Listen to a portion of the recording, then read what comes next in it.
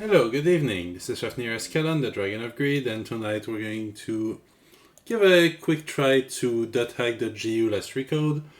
I've been meaning to play this for a long time, skipped it, had it on my wish list, and just always hesitated on buying it, but I figured that now would be a good time to try it. Sorry for the cold open. I'm a big dummy as when I was ready to switch screen, I accidentally clicked stop stream instead of just switching my scene.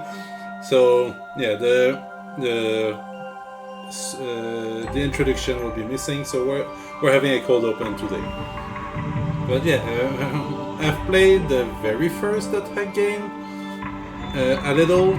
I didn't own a PS2 at the time, but I had a friend who did. So I've seen a little of the franchise. I watched a little of the first season of the anime, but I never fully went into the franchise. But I've always been a bit curious about it, so I figured I could at least try this. I mean, it's 4 games in one, so definitely worth the price. Alright, so let's dive into it with Rebirth. Cheat mode.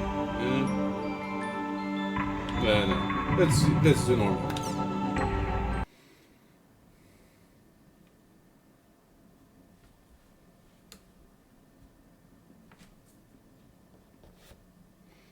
Also, it's probably gonna be a shorter stream today because, well, it's already really late, but I just really wanted to at least get this started.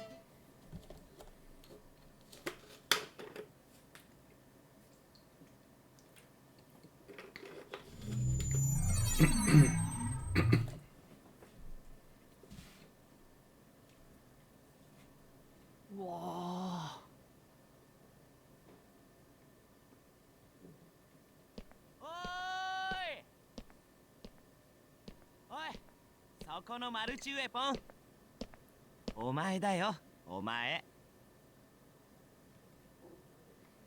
なあ、もしかしてフレーズ今日が初めて？さっきインストールしたばっかりで。では、セツラでよければいろいろ教えるでござるよ。I already feel we're already dealing with people trying to scam new players. 一人前になりたいであろう？そうであろう？黙って頼っときなって。損させないからさ。ああ。されば決まりでござるな。では、メンバーアドレスを渡すでござるよ。Record Eoten's member address and Esta's member address. メンバーアドレスとは、ザ・ワールドの中でだけ使えるショートメールのアドレスのことだ。ショートメールを使えば、お互いがザ・ワールドでプレイしている限り瞬時にメッセージを送り合うことができる。ちなみにザ・ワールドではメンバーアドレスを持っている相手しかパーティーに誘うことができぬ。それじゃメニューを開いてみようか。 I'm pressing it. It just takes a little time. Let's select party. ここに表示されて This いる is の all は the people who 今 have 年の member メンバーアド addresses. レスをもらった For me at party, please select your members. Choose our names from the list and then press A. Add Ioten as a member. Yep. OK。 And I do the same with Vesta. 施設がお主のよし。これでパーティー編成は。 Okay, great. Now your party is パーティ complete. ーに誘えるのはログインしてる相手。 Remember, you can only invite people like into the world. Enough of the formalities. Should we go on your first adventure?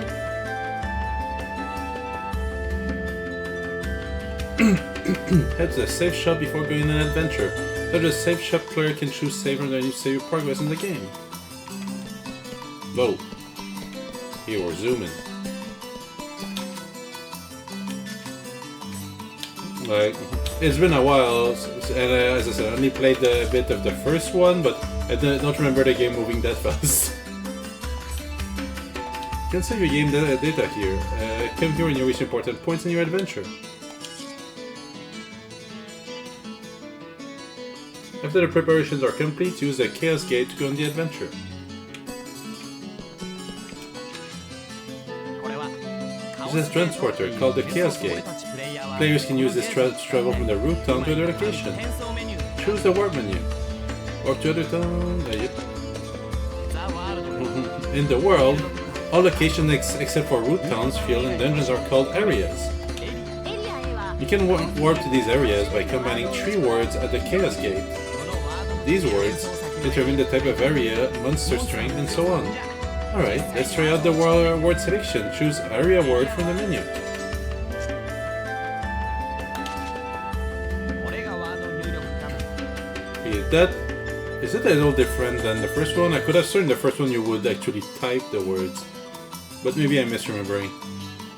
This is where you input the words. 一番上にあるの The が thing that I have at the top is the word plate. この枠の中で3種類のワードを組み You 合わせ combine the 3 words, the 3 words in here to create the area you want to go. 画面の左端にある The gyro at the left of the screen shows your current stock of words. ワードのストックは You can get more words by getting information from other players, emails, and forums.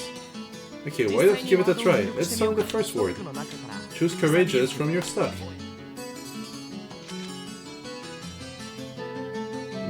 Engaging and daydream. よしこれでエリアの指定は OK だ Okay, now you can go to your first そう area. そうそう Oh yeah, almost forgot. See the mark left of this area where それはサーバーシー that's a server symbol. It indicates the server you're currently in. されているのは Right now it's showing delta for, well, a triangle for delta.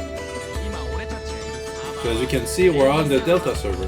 ワードが一緒でも If it's a different server, you'll go to another area even with the same area word. 友から冒険に誘われた Pay attention to the server symbol when invited to an area by a friend. もっと詳しいことを知りたく If you want to know more, just check out some of the forums. よしそれじゃ Alright, then we're off to Courageous Engaging Daydream.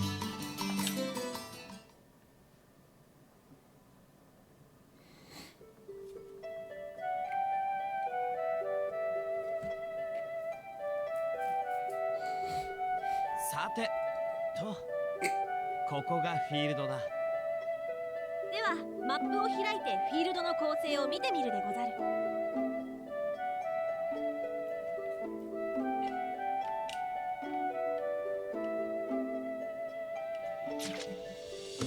これが全体マップ This is the area map. この画面では現在位置とかミッションの内 Use 容 the screen to check current position, mission info, and any other information you may need. First, let's take a look at what our mission is. Go ahead and press A.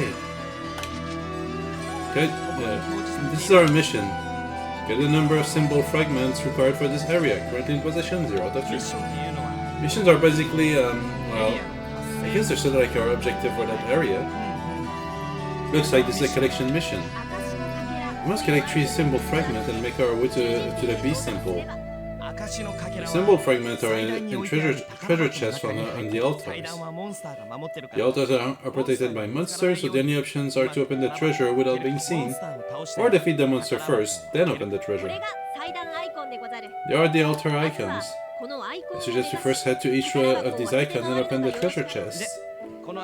That's the icon of the Beast Temple, which is our final destination. Okay, now that we have confirmed where our mission is, let's be on our way. ちょっと待ったアスタ Wait up, Asta. You forget one more thing. Use this transporter to return to town after completing the area's mission. It's also got a healing function called Platform Rest, which you can use once in the area. Use it when you're low on HP and SP. Okay, this time let's really get going.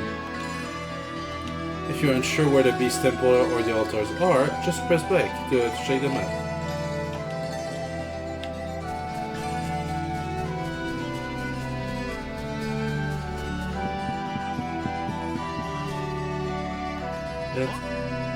Nice, you found an altar already. Perform a surprise attack by approaching the monsters on the altar without being seen, and pressing A when the target cursor appears.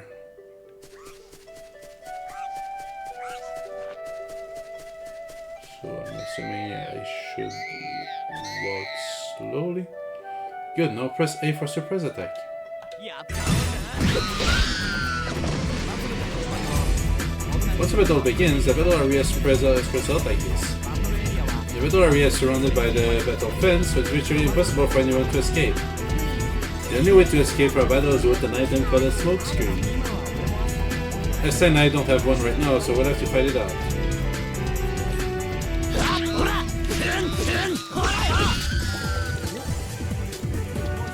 Hey, you're not too bad. Not so difficult, huh? Hold down A and release it when the gauge is full. Charge attack are effective even against enemies are guarded. Yeah, keep it up. That's it, just continue fighting like that. So B to guard.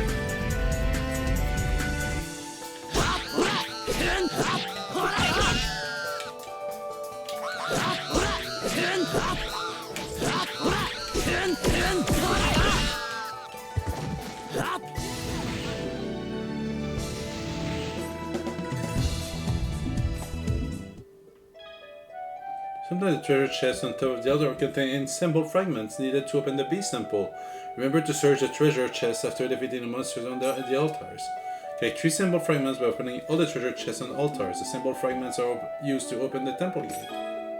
Treasure chest on top of the altar.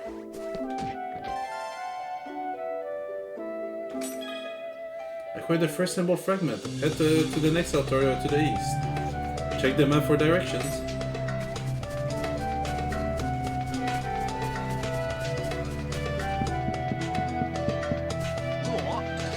Alright, we found another altar. I'll teach you about using skills to attack. Perform a surprise attack by approaching the monster on the altar without being seen. Okay, same thing as earlier.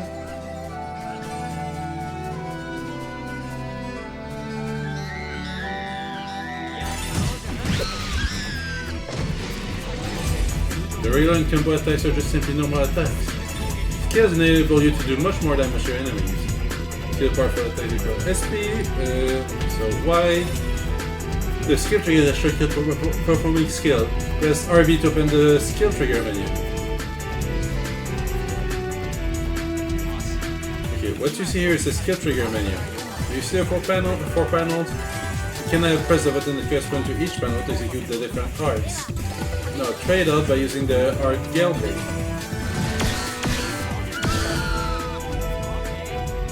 Right, perfect. The skill trigger is not just a shortcut. It can also be used to stop enemy attacks, or it can be used to interrupt one of your own. Aren't you forgetting something important, Leoten? There's an even more important use for the skill trigger. Of course I haven't forgotten. You're talking about Rengeki, right? Rengeki is an advanced skill attack with an increased amount of inflicted damage. Perform a Rengeki, use a skill attack when an enemy is surrounded by a blue and purple ring. Abuse when continuously inflicted with damage. The enemy until they are surrounded by blue and purple rings.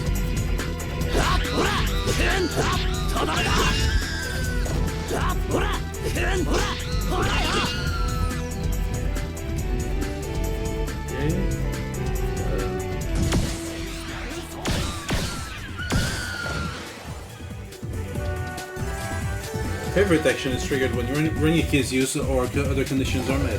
It raises the morale of your party member and will allow you to execute more powerful attacks. Conditions for favorite action vary with each party member. There you go. Very well, shall we let him play as he wishes? That's a good idea. Alright, Haseo, it's all up to you now. Trigger gauge will appear above the player's head. When the skill trigger is used, it is not possible to use item or skill until this gauge fills up and RB appears.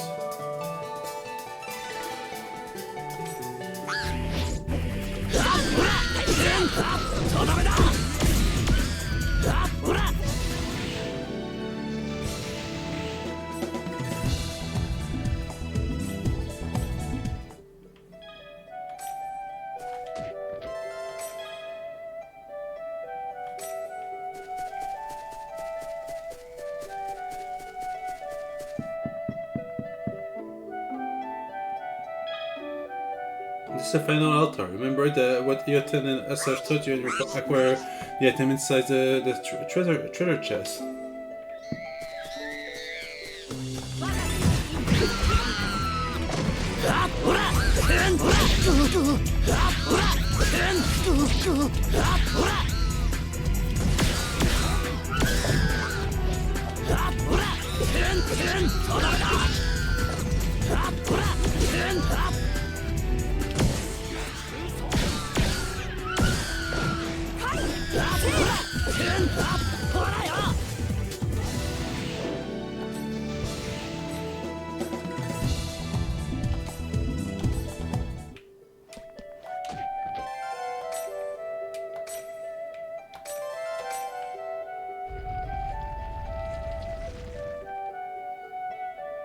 よし、よくやった。それじゃあ最後に獣人伝を目指してみようか。先ほど教えたようにマップを見て確認すると良いでござるよ。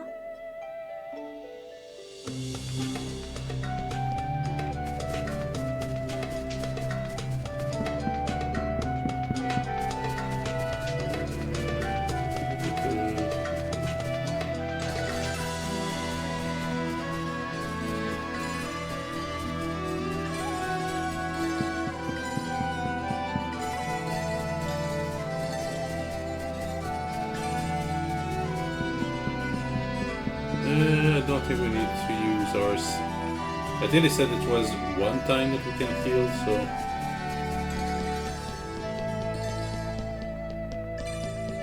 I'm not gonna waste it. No.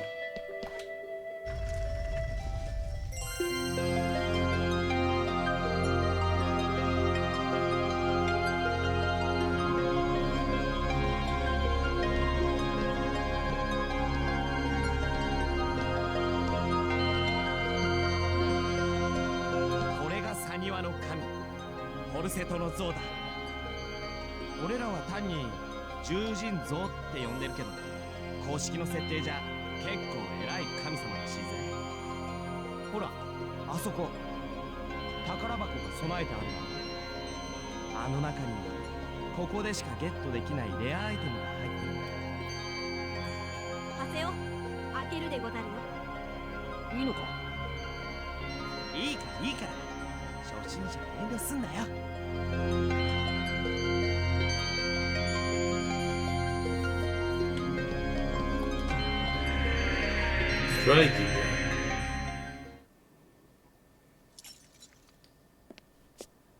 ありがとう。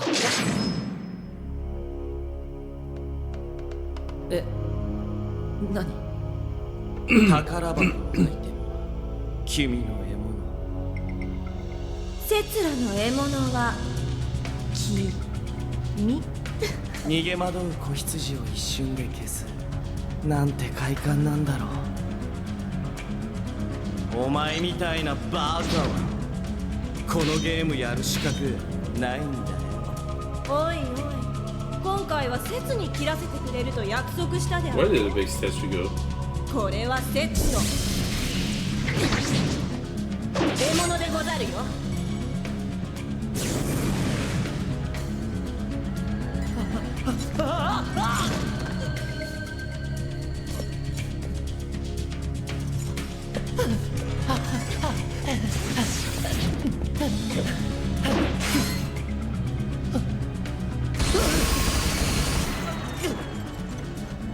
Kinda want that weapon.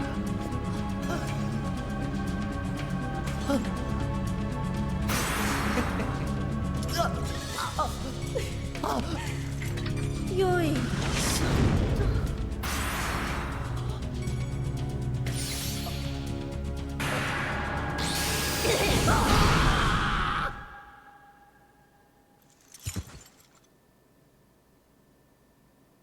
あっけないね。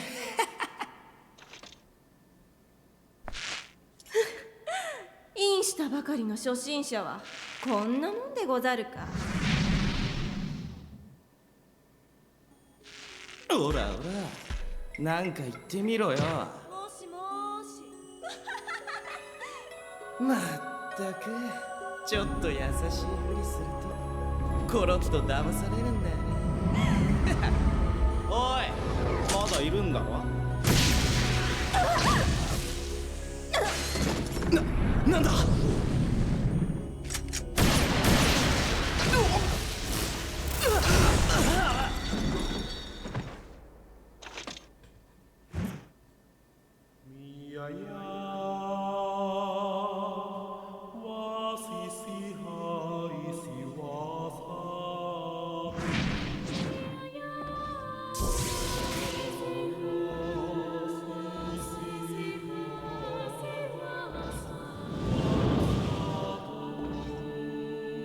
I'm not sure what his left arm is, but it looks like a giant cannon, so I'm not against it. The question is this guy going to be my first actual party member, or...?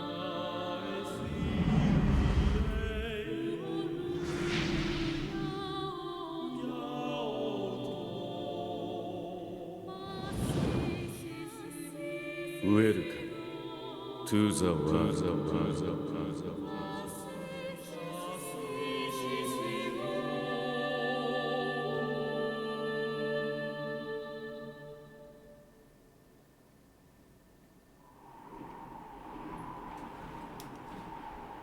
Wait, did we have like PTSD for 8 months, or...?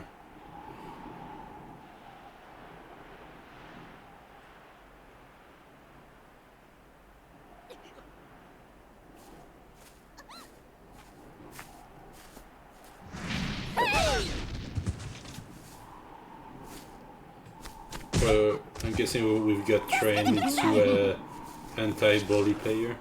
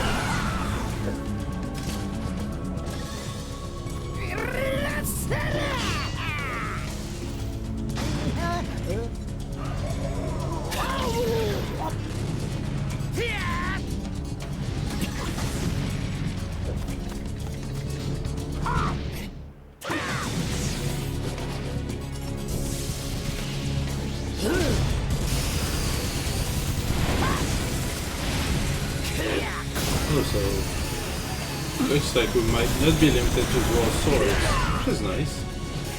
if you get to use any weapon type, that's pretty cool. I mean, I might be misremembering, but I remember right in the first game, you had to use dual sword no matter what.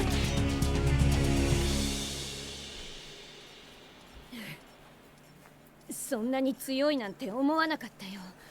100人の PK を切ったって噂もまんざら嘘じゃないみたいだね。そんな怖い顔すんなよ。ほら謝るからさ、あんたもおとなしく散りやがれ。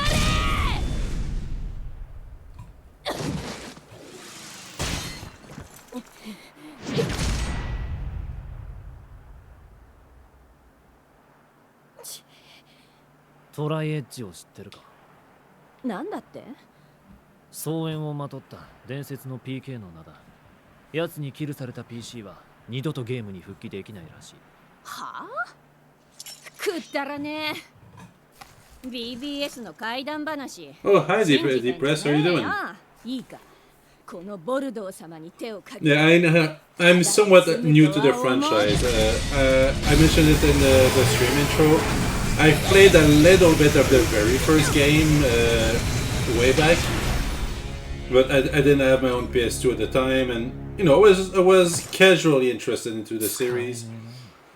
But yeah, I have a friend who has the whole collection, so he let me use it, and I thought, why the hell not? Because the Dothack universe is interesting and is more or less the precursor to probably what inspired most isekai animes that came out in the past 2 decades. Like, it's not technically isekai, but you know what I mean. Like, stuck in another world. If you die in the game, you die in real life, if I remember right, or at least go into a coma and all that stuff. I've watched a few episodes of the first anime, where I don't remember what the subtitle is, like, but at the time I didn't have a good internet connection, so the only episodes I've seen were the few that a friend of mine would burn into DVDs and CDs. すなわち PK が横行する昨今のザワールドは確かに嘆かわしい。しかし But yeah, I figured I could try to experience the franchise a little bit more to the game themselves. Aside from that, my other experiences in the crossover game Project X Zone. I forget if it was the first game or the second or third game of the series, but I know Haseo is in one of them. I think it was also in that one, but I'm not quite sure. It's been a while.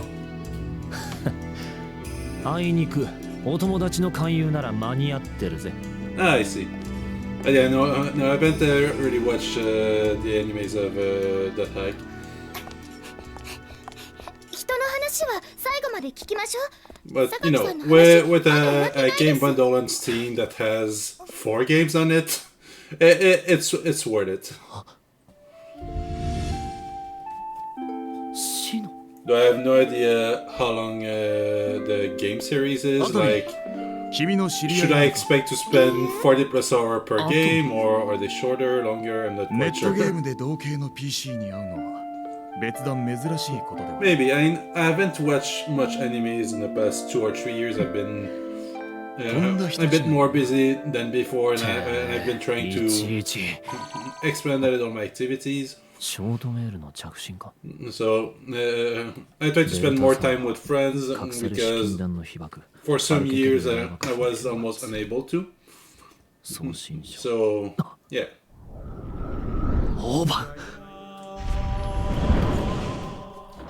Also forgive my stutter. Sometimes my Tourette syndrome kicks in and I start stuttering a lot for no reason. But it's normal. Wait, 35 hours each or all 4 and 35? 息があるのも大概にしろ。君たち PKK の行っている行為は PK と変わらないということを心しておけ。 I'm gonna try to pay attention to the dialogue. I think I missed something. So some people are against the player killer killers. Why? Like, player killers are bad inherently in the sense that there's nothing worse for an MMORPG than people being discouraged of playing the game because they get the experience ruined within the first few minutes.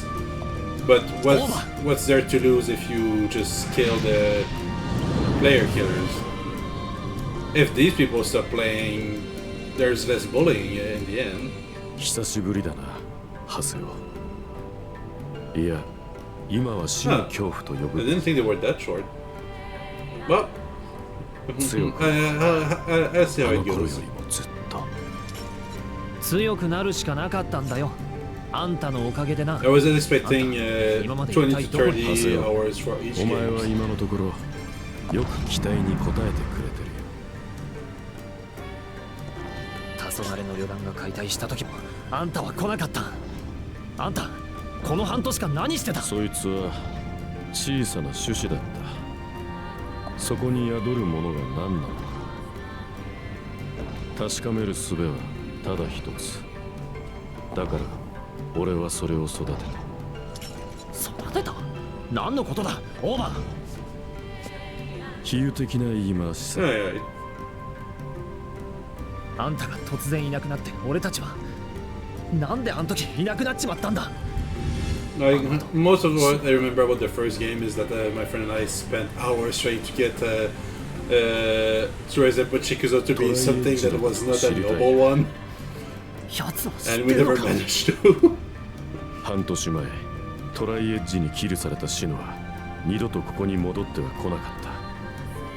リアルのシノのプレイヤーは意識を失い未だに原因不明の昏睡状態だ。あれはただの PK じゃなかった。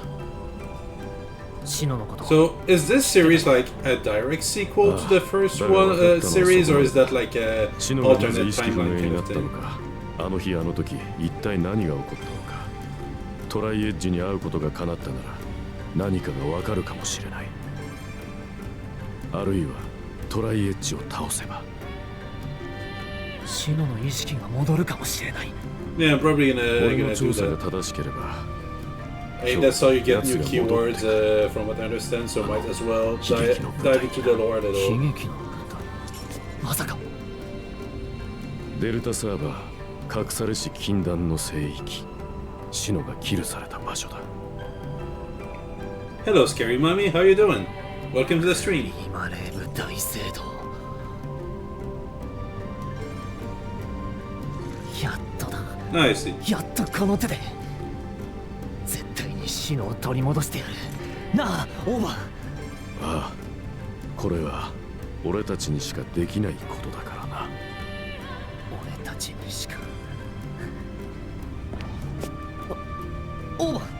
I'm doing fine. Like, it's very likely to be a shorter stream than usual.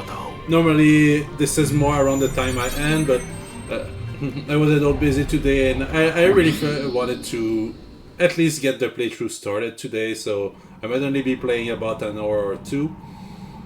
But yeah, there are some high chances I will try to play again tomorrow.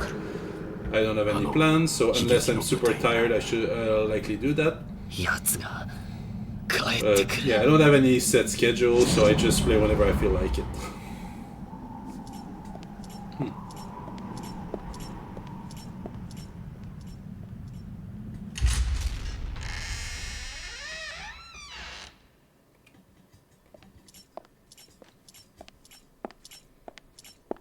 Oh, yeah, you'll be more than welcome. Like, usually, unless something comes up, I start streams between 7 to 8 p.m. Eastern. And then it just goes on how long I feel like playing, if I feel tired, or if there's something else that comes up. 少女。 I usually have longer streams on the weekend when I do them, but yeah, it always depends on how I feel that day. I no longer have the energy I had back in the day when I could stream for 7. Well, not necessarily stream, but play for 70 hours plus in a row. この世界に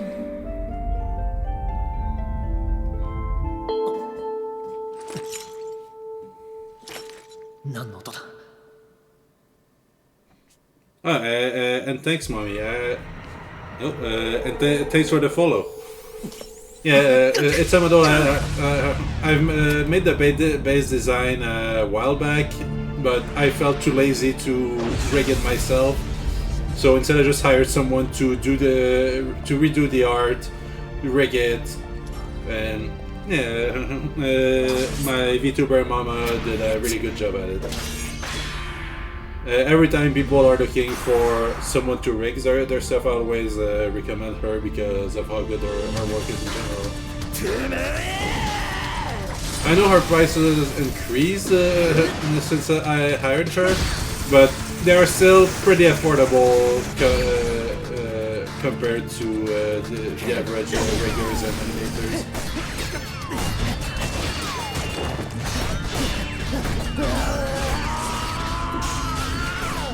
Just a shame that I don't have the hardware to benefit from what's it called again? There's that tool that helps with facial expression tracking. V-Bridger. I paid the extra for it, which wasn't a lot more, but yeah, I realized after that my webcam was not able to work with it, so. It's a shame, but maybe one day I'll upgrade to an iPhone just for that, or I'll see. First, I need to manage to reach the affiliate, because I did make the decision that I wouldn't invest too much money into the streaming hobby unless the money comes from streaming itself. I don't want to make the mistake of people who spend too much in there trying to turn it into a career and they end up just being broke at the end with nothing. So yeah, for now I'm just treating it as a hobby. If by some miracle I'm able to make enough money out of it to make a living, we'll see, but I'm not going to delude myself to thinking that it's an easy thing to do.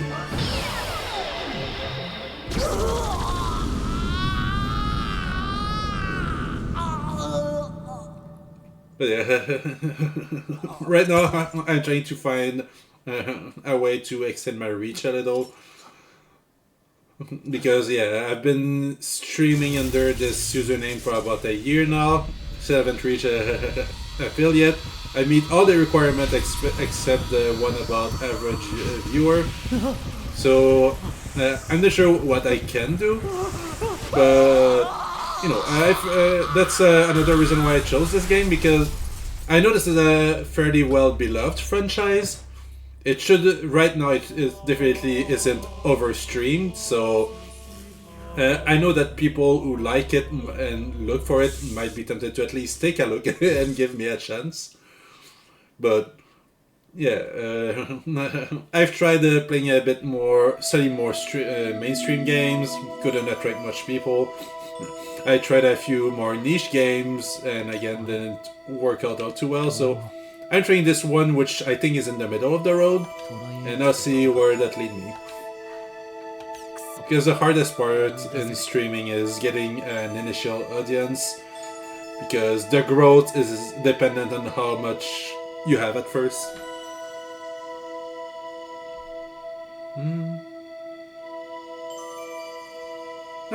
Thank you.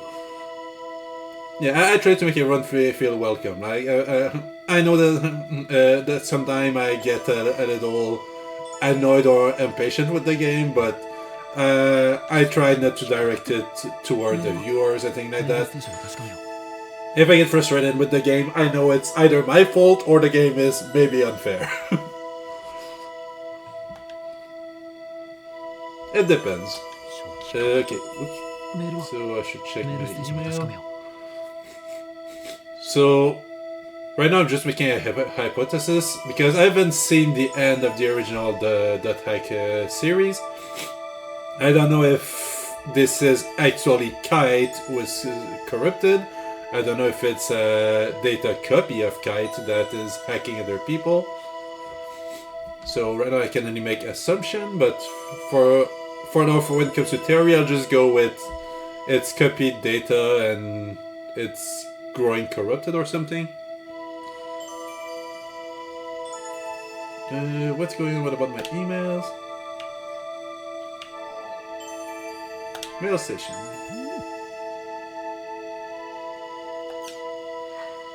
Mail data not found. Huh? What the hell? I would never delete these. They're all gone. Even the emails got from Shino. We have sent email. Nope. And no addresses.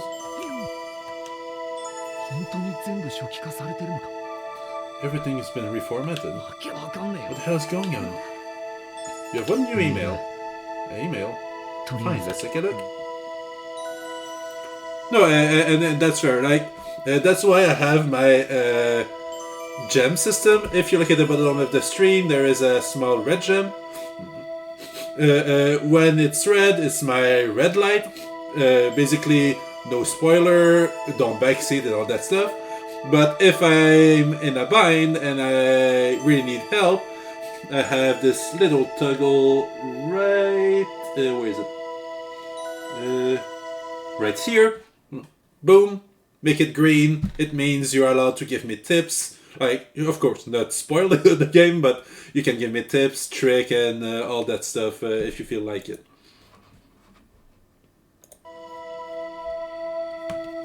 Right, so we get a new email.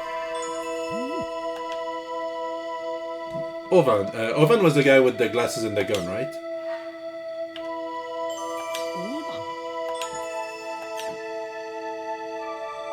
There are two paths before you. One of these will lead to safety and shame. It is a path where you give up the world and never log in again. The other path leads to peril and pride. It is a path where you continue the world and resume your search for the truth. Let me be blunt. The latter path is tortuous and will threaten both your mind and body. Once you have chosen it, there will be no turning back. If you still choose to walk this path, then there will come a time when you and I will meet once again in the world. When the time comes, I will once again say this to you. Welcome to the world. Trial and truth. Whether or not I should quit the world. You should know better, Ovan. I'm gonna go back to the world, and then I'm gonna get Shino back, no matter what.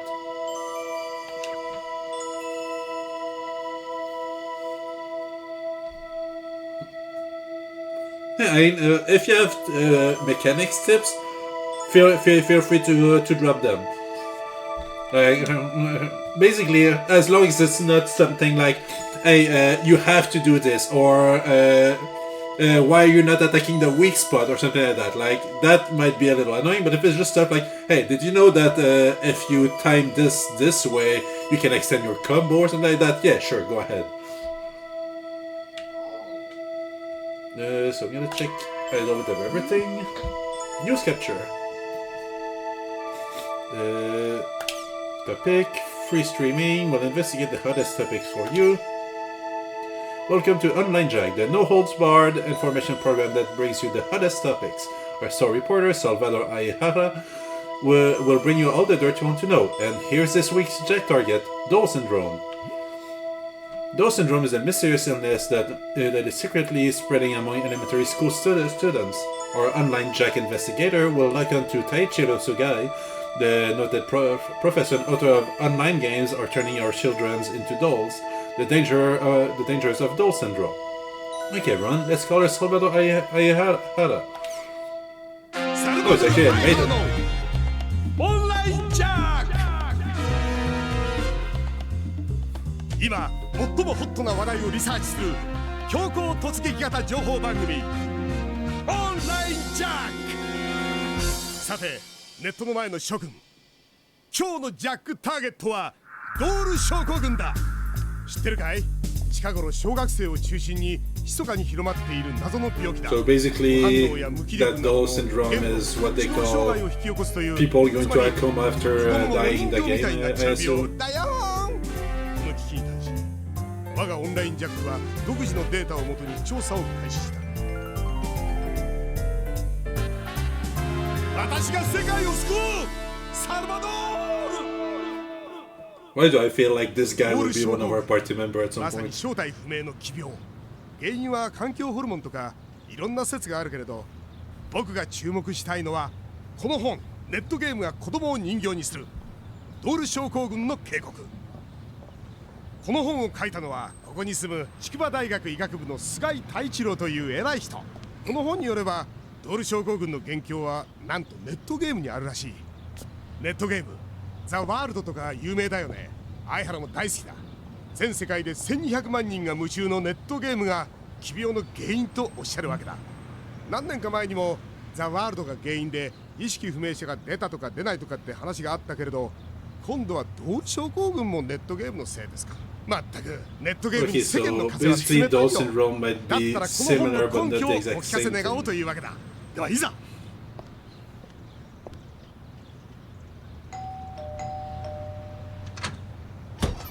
なんだこんな夜遅く。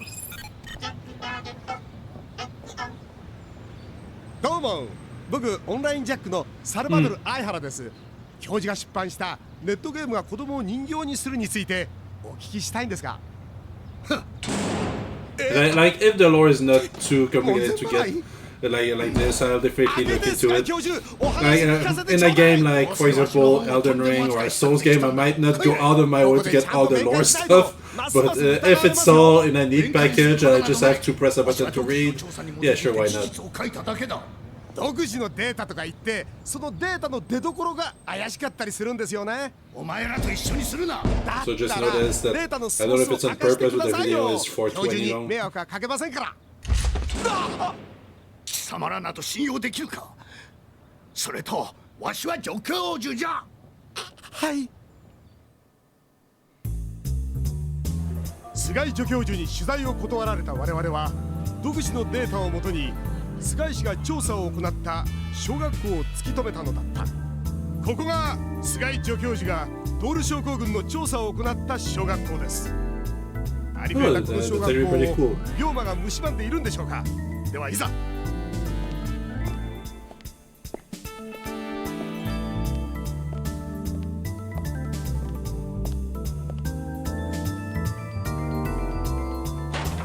さあ良い子のみんな、このサルバドル相原が来たからには安心したま Did え。 you just drop in a random grade school? おお、こんなところに可憐な一輪の花が。セニョリータ、僕と一緒に世界を救おう。サルバドル。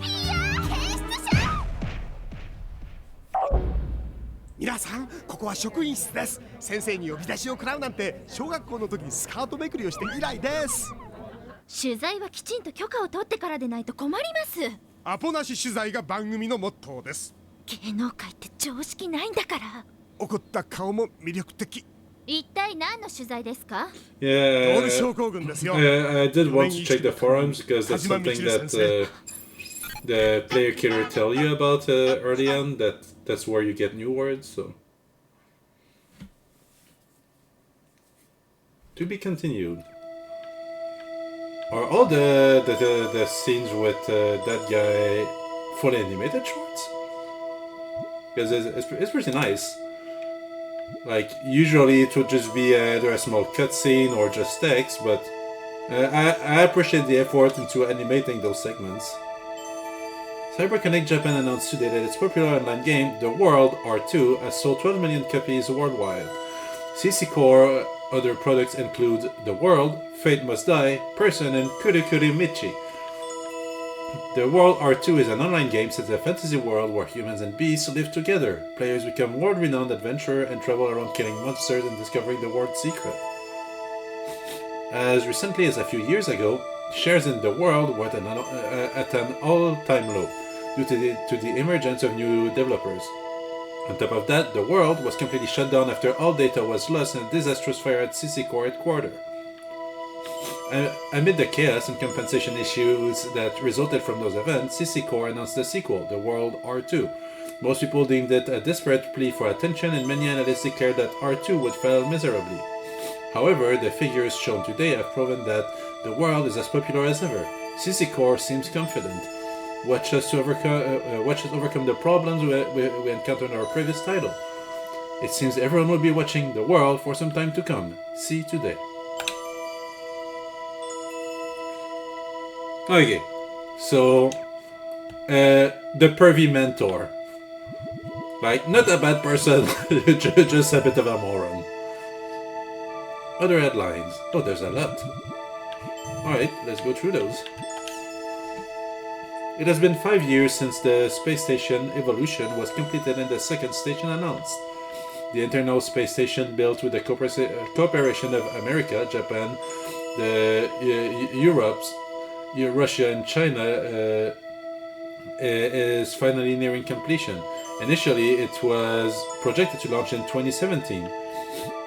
In contrast to the Evolution, which is currently being used as a space laboratory, the new space station is planned for use in construction of moon bases, exploration of Mars, and the search for extraterrestrial intelligence. Hey, there's a video. 日本などが参加し、2017年の完成を目指していた国際宇宙ステーションが完成間近となりました。サッカー場ほどもある巨大な有人施設では、宇宙環境を利用したさまざまな実験、研究を行うことになっています。Was the anime based on the game or the game based on the anime? Because I'm wondering, are these like taken from the anime, or did they animate these scenes specifically for the game?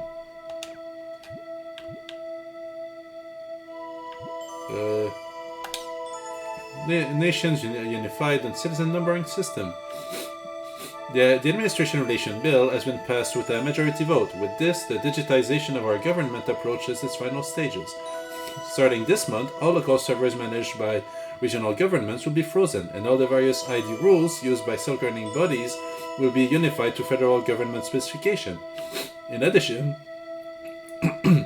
it will become required for all governing bodies to adopt the numbering system and for all citizens to wear their own number at all times for administrative purposes.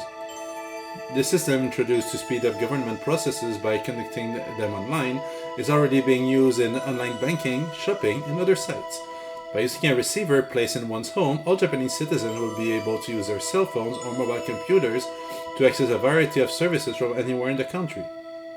Yet, in spite of the incredible conveniences we have today, the system has met with severe opposition. Recently, the Independent Japan Party won many seats in the lower house of the Diet because of their popular position to abandon the bill altogether. Calls for all political parties to discuss this bill are still continuing, and the problem has attracted a lot of media attention. Mr. Koji, chief editor of the weekly magazine Netwatcher, had this to say. It is true that the system will make things very convenient. When you compare the time when the bill was first approved to now, encryption technology has made huge leaps. The NAB, Network Administration Bureau, has been established and some semblance of order has been brought to the internet. There are far fewer data leaks, and at first glance it would appear that there are no problems whatsoever. However, take a moment to think. In exchange for IT advancement and a more convenient lifestyle, we have been reduced to being defined by a 15-digit combination. This is no different from the ear tag placed on cows and horses to tell them apart. It's no wonder that people are so opposed to this degrading system. Despite all this, the system has made it through the legal process and will soon be a part of our lives. Will there ever come a day when we'll welcome it? The Daily Hochi. 行政オンライン関連法案が与党の賛成多数で可決され、国民背番号制の導入が決定的になりました。これによって政権の進めていた電子政府化はいよいよ最大の山場を迎えました。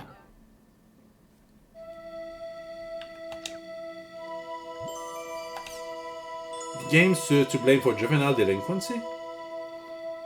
I'm a hero. These are the words written in a sketchbook from the young boy's school bag. The recent outbreak of juvenile delinquency is said to be the effect of video games, according to experts. Games have far better graphics compared to novels and comics, and games are interactive. It is easy for children to see themselves as the protagonists of their favorite games. This is a dangerous phenomenon. For example, what would happen if a child were to play an extreme action game and begin to believe that he was the game's main character? He could possibly act in real life the same way he would in the game. It frightens me just thinking about the consequences of that.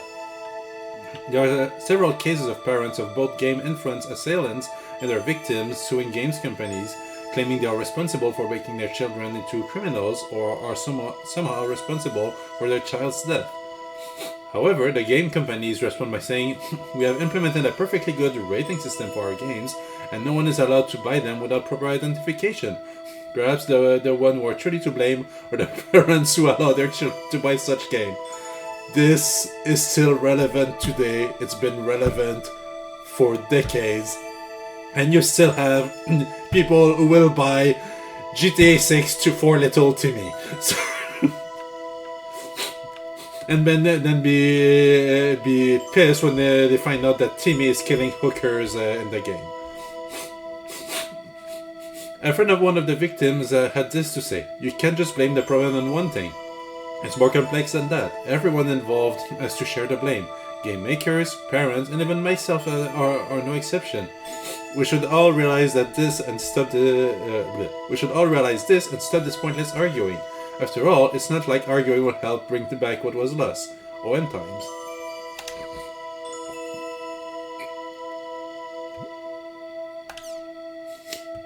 CC Japan announces new model M2D. CyberConnect Japan announced a new model of M2D, micro-monocle display. The M2D has been developed as the next generation of HMD, is head-mounted display. my actual work tool. Previous models have suffered from various imbalances, such as high-performance technology in a heavy, awkward helmet, or goggle type that were lacking in audiovisual capabilities. However, this new generation HMD features all the comfort of a light goggle display together with AV performance that outperforms previous helmet type. It features a standard 1280 by 1024 full color projection display. I mean, I need to double check the spec, but aren't the current real life VR headset at a higher resolution than that already? It's interesting to see how, when that game was made, they were thinking of a technology much more advanced than one we have, but they didn't realize the scope of what we would actually get. So our technology has better hardware, in a sense, than what they would imagine, but it's still not powerful enough for what they thought the end game would be. Complete with transparency options and high quality audio immersion. Thanks to its new Omnisphere system. Its default usage is monocle mode, a mode where the screen is displayed in only one lens, but it is also capable of switching to double lens mode, allowing one to fully enjoy a fully immersive virtual world. Customer service is also excellent with regular updates and complementary software. I personally recommend the software Automatic Broad Interpretation. It allows you to select objects in front of you and provide easy access to information about them. It has already been selected as a standard equipment for CC Japan's online game, The World R2. Plans for it to be used in other company projects are said to be in the works. It's a bit pricey with a suggested price of $420. Okay, at this point it's the second time we have $420, it can't be a coincidence. But it is worth it. I can't wait for its release. There's a video. ディスプレイをかけていこう。ビジネスにエンターテインメントに。あなたをモバイルの重さから解放する新型 M2D マイクロモノクルディスプレイ発売。目の前にネットが広がる。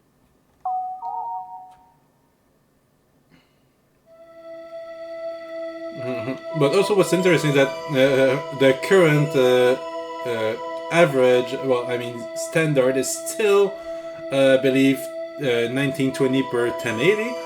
But I know a lot of game devs and technology developers are trying to push for 4K, but the thing with 4K is that it wastes so much more energy, and most people can barely make the difference unless they are really zoomed in on the monitor. So is it really necessary to go 4K?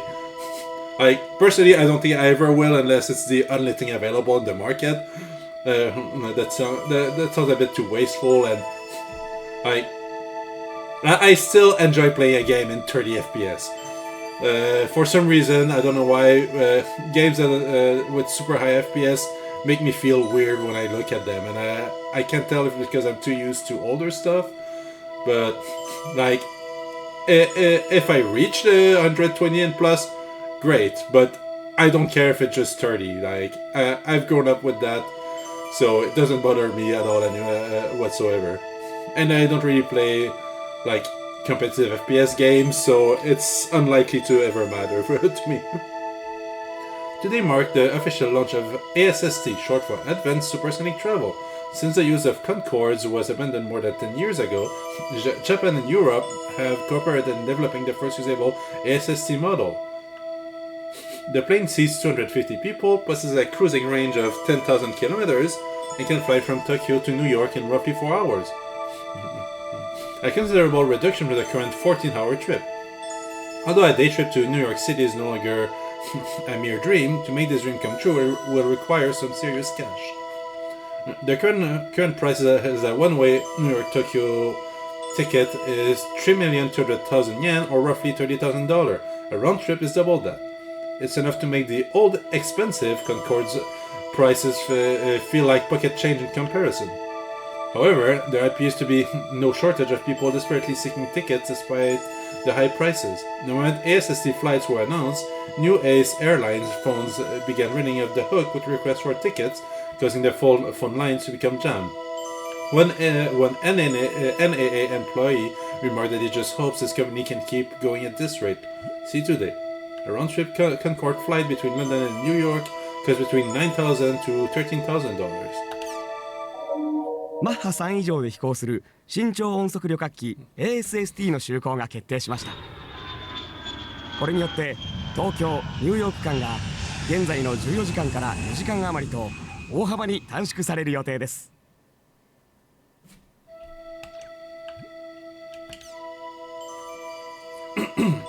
It wasn't long ago that the word introvert referred to someone who would spend most of the day cooped up in their room playing an online game.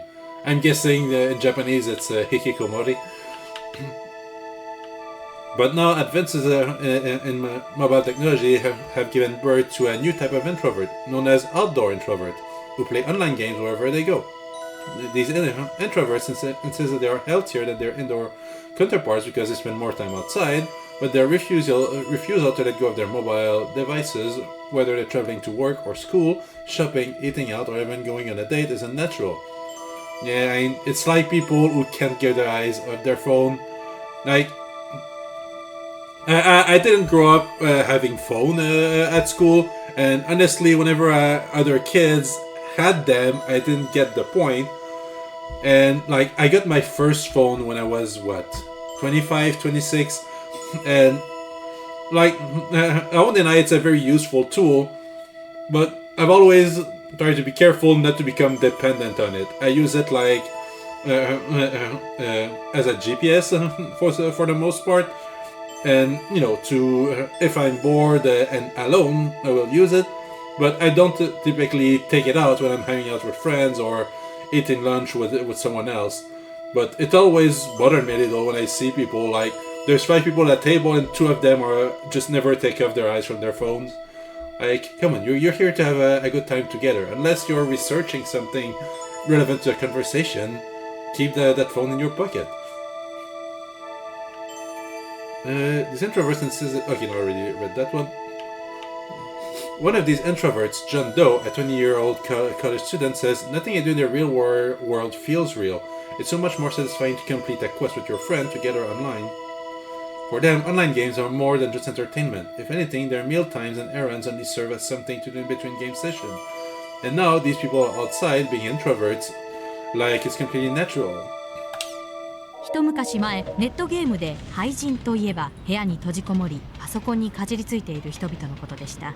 しかし現在ではモバイル機器の向上によって屋外でもネットゲームに興じる新しいタイプの廃人が問題になっています。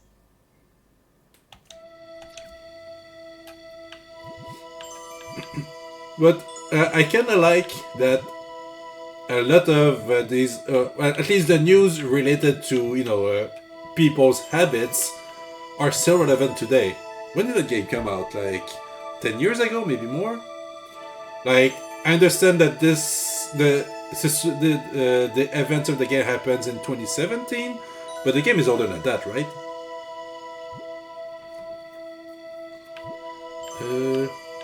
No, I already checked that one.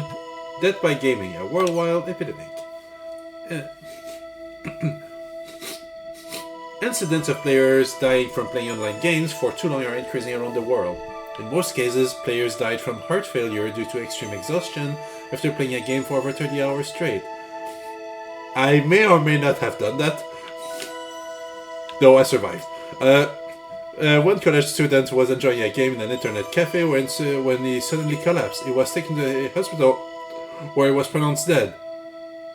And I know this specific line, it actually happened, but I don't know if they wrote this after it happened, like to refer that event, or if at the time it was not yet something that was reported, and they just wrote that as an extreme case, not realizing that it would actually be a thing at some point. Oh shit! That specific game is almost 20 years old. The game is old enough to vote. And to drink, depending on where you are. The student was a well-known player in the online game The World, and was reportedly leveling up his character in preparation for a title match in the arena, an online series of gladiator-like battles. There have also been incidents of players dying from too much excitement after losing an arena match, placing greater focus on the problem of online games addiction. But yeah, I can see, like, if full dive or full immersion headsets are ever to become a thing, this will be an actual problem. Like, too many people will do everything to escape reality, and sometimes I can't blame them. Like, I'm not gonna go into the details, but growing up, I went through multiple really hard situations, and yeah, I need an escape from reality, and if I had had access to those devices back then, I would probably have become dependent on those. And that's something that, like, right now, I'm not gonna go into all the details because NDAs and stuff. I actually work with VR equipment, like, every day. Now I have no problem distinguishing between being in a game and, things feeling real, but I remember the first few times I put a headset, it was fucking disorienting. It took me a while not to flinch, like, let's say, in-game you run at full speed and smash into a wall. It took me weeks before I stopped flinching when that happened. And even today, if in a game I work on, I jump from a very high surface or whatever, I still, when you feel your heart tightening because it sees something that is supposed to be dangerous, it's fake, but you still feel that you're falling for some reason. So yeah, people who are not used to it, trained for it, would completely fall in this and let themselves go. They would not fight the idea that it's fake. They would just accept it. Some people have said, in a flash, the world was gone. It has been 2 years since the largest online game ever, The World, with 20 million copies sold worldwide, was taken offline. It was around this time that CyberConnect Japan, hereby referred to as CC Core, had a fire at their headquarters. As the extent of the damage caused by the fire, which wiped out all of the world's data, became increasingly apparent, CC Core leaders held a rather somber press conference. The game program, character data, and cyber data were all reduced to ashes, and what was left was drenched in water used to put out the fire. This happened soon after a string of break-ins, which meant that usage of Megafloat had just been stopped. All backup data was in the company headquarters. Online data has been recognized as property for many years now, but unlike antiques, jewelry, or other tangible objects, the moment the data is damaged or disappears, it loses all its worth forever. Even now, the voices of those seeking their lost property can be heard. But CC Core refuses to budge from their unwavering attitude of "it's gone and it ain't coming back." Now, 2 years since that incident, there still appears to be no end to the discussion about online data, personal property, and protection, even with the imminent release of The World R2 by Impulse. There is Recode, the remaster for 25th anniversary of Dothack, and that was years ago now. Wholeheartedly understand you there. No need to explain. I still get motion sickness sometimes from a headset. Yeah, Back in office, I've seen everything from people putting the headset on for the first time and literally crashing headfirst and going unconscious, to people punching someone else to the point of injury because they have zero. What's the word again? Space awareness. I still remember the few times I got punched behind the head because someone was not being careful whatsoever. The Ministry of Health, Labor and Welfare announced today that according to the latest Japanese census, the number of ubiquitous families, that's a weird word, have surpassed 70% of the population. Ubiquitous is a Latin-based word meaning present everywhere. It refers to the third generation of computers. The first generation was mainframe, one computer per household, and the second was the personal computer, one for each family member. In the current third generation, using a computer in daily life has become almost as natural as eating. We can connect to the internet without effort or even conscious thought anywhere, anytime. Home electronics are now managed by a personal home server, and we are now able to watch over everything, from the contents of our refrigerator to the temperature of our bathtub, programming TV shows onto our HD recorders, and even checking if our doors are properly locked, from any terminal anywhere, including our cell phones. Furthermore, progress made in voice and handwriting recognition has opened up computers to a more active, flexible method of working, and users are no longer ruled by a strict list of settings managed by a machine. While it comes as no surprise that the most active members of the ubiquitous family are in their 20s, what is surprising is that the next largest group is made up of senior citizens. The ministry reports that the main reason for this is the added simplicity such connectivity allows the elderly in managing their homes. And here we see the potential danger of smart homes. Anyone can hack that. And if you ever hear someone tell you that this thing is unhackable, they're lying to you, or they don't understand the technology. There will always be someone to figure out how to hack anything they can access. Yep. And like I know a few people who are more technology inclined than I am, like literally work in programming, coding, and all that stuff. And every single one of them are like, a smart home, never. Like, that's the kind of thing that works with people who don't understand the risk and don't realize how much could go wrong if they, well, first, if they don't understand how to set it up, but two, if they don't realize that literally anyone with the proper tools could take control of their home, they would never realize until it's too late. I remember some stories about people hacking webcams in random houses and starting to talk with the kids of the family, like surveillance equipment set in the kids' rooms, and yeah, people were hacking them and talking to their children. Imagine as a parent how horrific it would be to find out that someone is spying on your kids. 15 years after the Administration Relation Bill was passed, the digitization of our government is at long last approaching its final stages. But how many people have vehemently opposed this bill since its inception, only to be ignored to the last? Some people have said, in a flash, the world was gone, even though the discussion is personal. Wait, didn't we already read that one?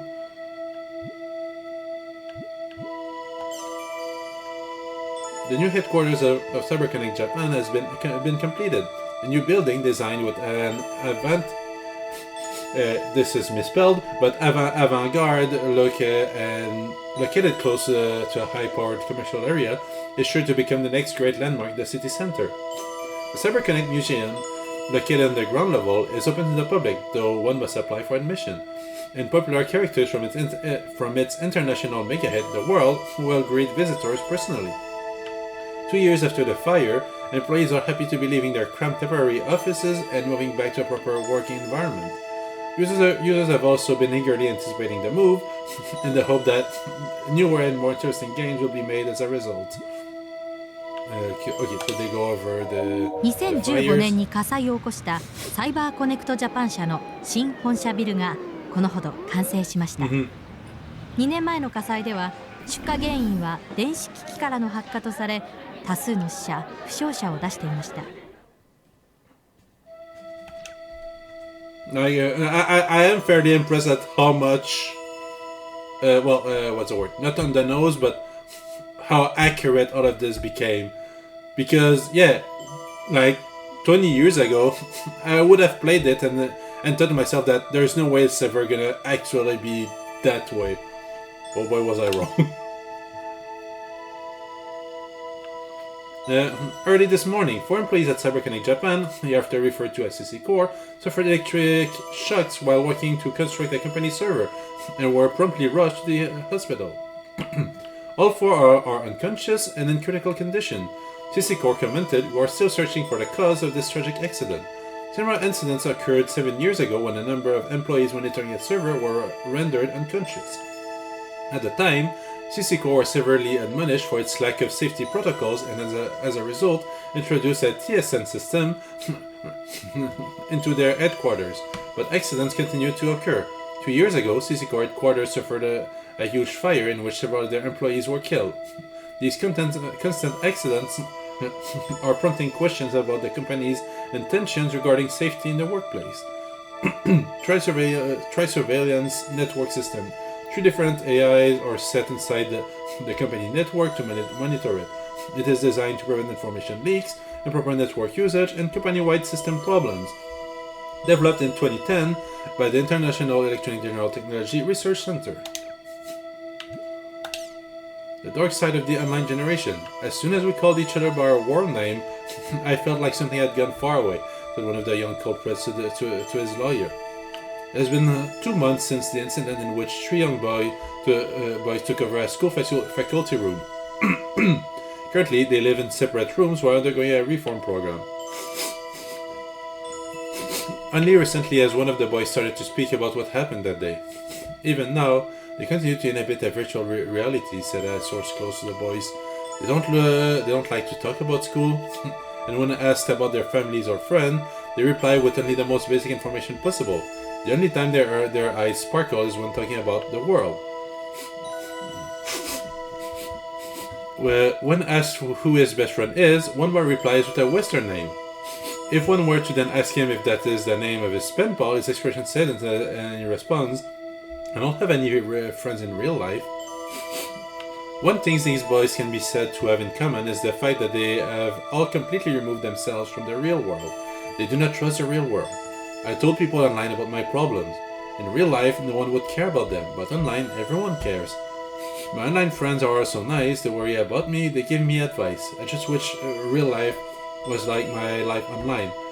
And this I can relate to an extent, because I don't know why, I feel more comfortable talking about some of my issues with, like, not complete stranger, but people I've never met before.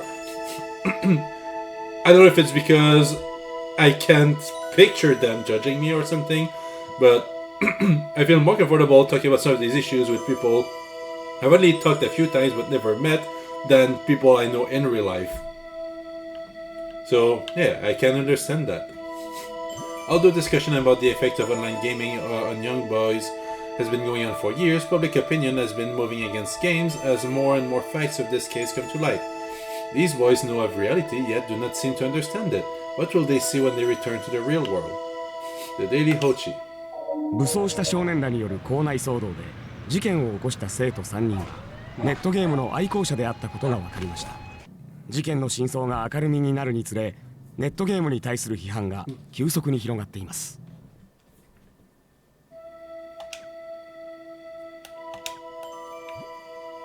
And they already drop us a ton of articles. I just started the game. Please drip feed them to me. The International Space Station built with the cooperation of America, Japan, the EU, Russia and China is finally nearing completion. Initially it was projected to launch in 2017. Oh wait, we already read those articles. 5 Japanese to play in Major League Baseball. This year marks the first time that 5 Japanese players will be playing the MLB All-Star Game.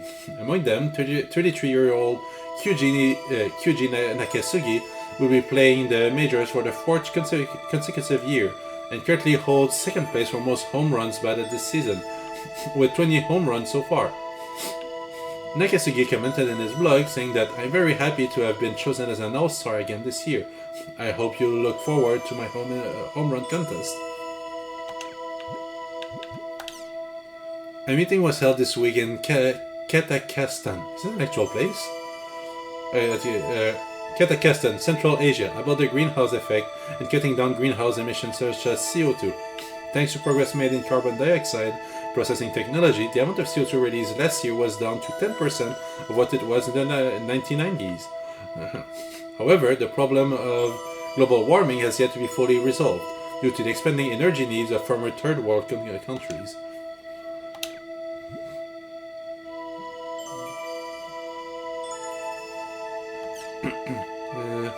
Yeah, that is a reiteration, but see, like at the bottom, there's still new articles that are that are still new things. The belief that Japan was a safe society has long since been destroyed. A new study reveals that over 50% of parents want to have microchips embedded in their children's bodies to prevent them from getting lost or kidnapped. Currently, the safety chip from Horizon Inc. is being widely distributed. The chip size is less than half a grain of rice, and by scanning the area it's embedded in, usually the neck, with a special scanner, all the information contained in the chip can be easily downloaded. The chip costs $115, and a monthly fee of $10 is required to access and manage the database. Once a chip is embedded, the embeddee can use it as they would a cell phone in order to get cash, buy groceries, enter passwords, and so on. Yeah, that's another thing. I would never install that in my body. Your privacy will be gone the instant you do that. However, the chip can also be used to look at personal history and or criminal records and pinpoint the embeddee's exact location using GPS technology. Furthermore, it is also possible to use the chip to pay for train tickets and highway tolls, and to send information to a computer or cell phone by pointing it toward them. However, many people are strongly opposed to implanting a chip into children who are unable to make their own decisions, calling parents who choose to do so egotistical and invasive. In response to those complaints, Horizon Inc. is developing a new model called a guard bangle, which is a bracelet with a chip embedded in it, but this option leaves itself wide open for theft, defeating the purpose of having one for safety purpose.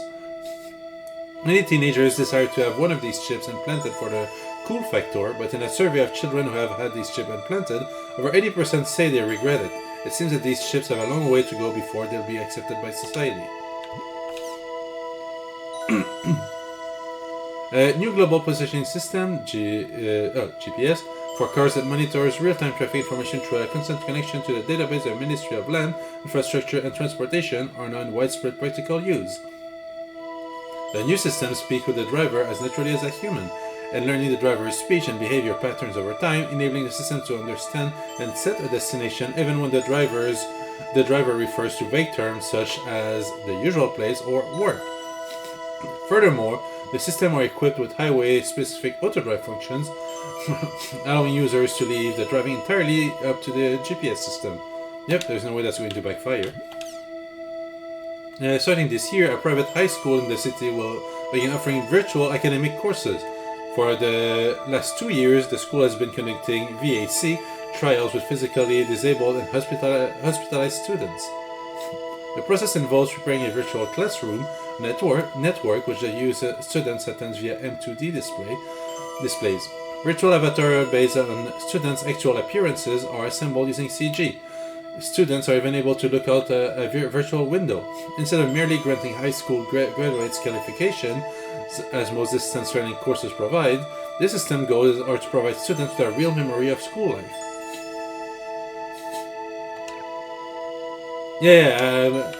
Like, they were spot on so many things. Like, I don't know if the devs actually believe that it would be the future would be like that, or if they just thought to themselves, let's try to make it as exaggerated as possible because it would never happen, and they just didn't realize that they would be right about so many of these. Player killers and players killed. Players known as PKer exist in online games. They are player killers, and they play the game to defeat other players' characters. PKing also refers to the actual act of killing a player. The victims of PKer often lose experience points and in-game currency, and many of them have given up playing online games due to this shock. Like, yeah. I've been lucky in most of my MMO experience. I didn't deal with too much PKer, but I would probably have dropped a lot of game if I had to deal with those right away. When asked, most PKer will say things like, if it's allowed in the game, then it's not against the rules. Everyone's got different playing style, or if you don't like it, go play a game that doesn't allow it. It is true there are many online games that do not allow PKing. However, on the other hand, when considering with that many players in non-PK games have far lower motivation to play than their PK game counterparts, it becomes difficult to say whether PKers are good or bad for the game. One player had this to say, the PK problem will never go away unless the people controlling the character changes.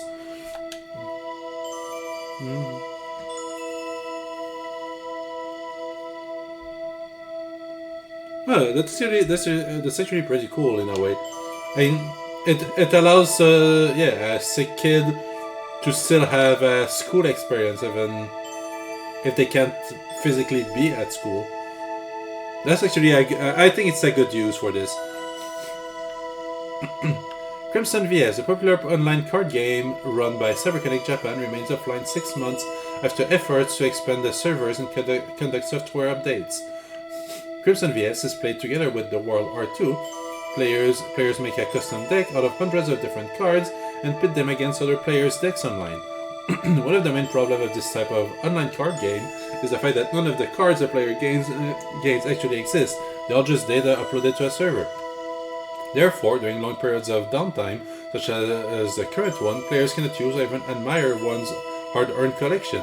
To that end, CyberConnect Japan has been flooded with requests from users to hurry up and resume the game's service. Fans of the game, ranging from elementary school students to adults, are even now eagerly awaiting the return of their favorite pastime. Finally done with the news. Now, the forums. Wait, how many more things do I have? Wait, accessories like...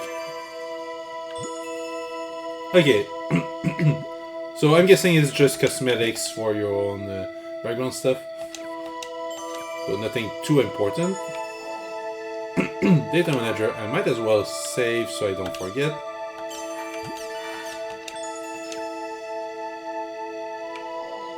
Okay, so the world. Alright, so let's go to community forums.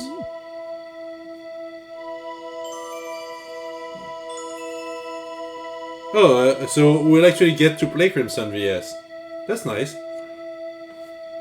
Alright, okay, just one question, because something I've noticed, way too many games decide to introduce like a mini game that is a trading card game, and they are all the same. You know, the one where you place a card and each side has a number and you try to more or less eat the cards of the others. Is it another variation of that, or is it an actually original thing? Because like right now I can rename Gwent. There's that game, card game Splatoon 3, which is also that. And I'm pretty sure I've seen that in a few other random games. They changed the name, but it's all the same thing. Okay, so what the fuck is a Napkalu? Oh, well, here's the answer. What is Apkalu? Apkalu is a special forum created for uploading and showing off your drawings to other members. Apkalu is a name of a New Babylonian or New Assyrian mythology or something like that. I don't have the details. Does anyone know? Congrats! The word on the street is that one of our frequent posters, Shuju, is going pro. Congratulations! I'm adding your name to our list, but if you have any problems with that, please let me know. Professional Apkalu members: Basilico, now designing Crimson VS; Smoto, working in the animation industry; Shuju, waiting for confirmation. Let's enter. I see. And if it plays a bit like an actual TCG game, I'm probably gonna give it a try. So no subject. From Masaru. Hello, my name is Masaru from Kyoto. I'm a student. Right now I study English, so I log into US server. I enjoy making many American friends. I'm grateful for your bulletin board. Thank you for having me. And I know it's gonna be silly, but I want the English of this guy to improve over each new post they make. Like, that would be a nice little touch, that we see an actual progression in them learning English. Whoops. Hello, very nice guy. Walnut cracked open Rodriguez? The fuck? Eep, I'm scared! Oh, but that's kind of cool. No, wait, definitely scary.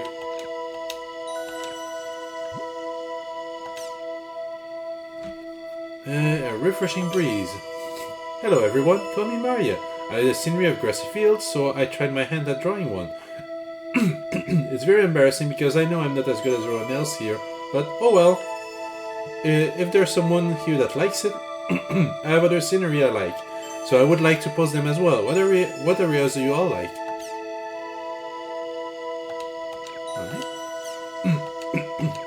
Oh, and I can use all these arts as wallpapers. That's a nice touch. Hey there, Maria. I really like the peaceful feeling from the grassy field. I like these fields too. I like clear days, but I'm starting to like it when it rains too. Recently I was running around the field, and at one point I got so excited that I couldn't keep myself from shouting, "Woo!" Then my mom came in and said I was a bit creepy. I mean, I can't see how someone looking in on us from the outside must think we look pretty strange, but still. I like nighttime myself. You can't see the magic sparkling in the air. I also love the moon. The last hope of the world, Kezuboro at your service. Hello, Kezuboro here. My real life self lives in a place with a hot climate year round, so I find myself drawn to snowscapes. I love the snow areas from R1. Of course, the Kezuboro troop would probably freeze to death since we're always walking around barefoot. Heart. Nice to meet you, Maria. I love the ocean area and the grasslands.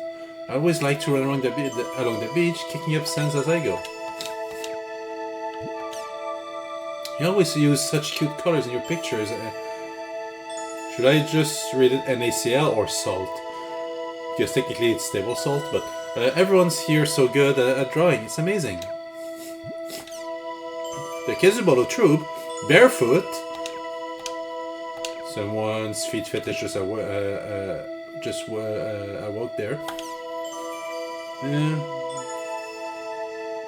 There's a dude that posts an Abkiru named Omrice, but use the actual symbol, and it looks like a butt, but they call him Buttress. Okay, that's pretty funny. So, a lot of the posters are from the first game. That's a nice touch. It seems there have been a lot of PK and other suspicious guilds popping up these days that are making it harder to enjoy the game. Come on, can't we all just get along? Love and peace, brother. PKing is for losers. I bet the Chim Chim agrees with me. You're kicking the Chim Chims too, aren't you, lol? You don't fool me. That Chim Chim on your shoulder isn't carrying a Chim sphere. In other words, you kicked that Chim Chim and took his sphere. Uh-oh, I've been found out. PKing is all parts of the parameters, right? It's up to the individual to decide whether or not it's for losers. Because it is part of the parameters, PKing is just another way to play. If you don't like the PKing as it's found in the world, then you're welcome to play something else. But that goes back to what I was saying earlier, where PKing shouldn't be allowed for people so low in levels compared to you that they have no chance of winning. Because yeah, people who just camp at the spawn point and kill people as they start playing will just ruin the game and the experience for them. And do you really want a game that dies because no new players are coming in? But I was PK'd together with a friend when we were playing on our own the other day. It was a strange group of 3 people, and they were laughing as if they were really happy. I was so frustrated, I felt like crying. Is that what you call parameters? I don't want to be told to put up or shut up with something ridiculous like that. Those that play with friends and those that play solo. Those that enjoy collecting money more than raising their level. Those that enjoy PKing and those that enjoy PKing. There may be differences in the style of play, but as long as they're part of the parameters, it's up to all the individual players to choose which side they would pursue. No one can deny your choice to play with your friends or the PKers' choices to PK. I don't want to be told to shut up. Okay, basically it's a reply to this. No one is telling you to do that. There are plenty of games with no PKing at all. But the world is a game where PKing exists. You know, that's all well and good, but why is there a heart mark on your chim chim? Is all I really wanted to hear. Denying other playing style cannot be contained with light-hearted jokes. As for the heart mark, it's lovely. I love the heart mark. Same here, I wish I had a chim chim to ride on my shoulder.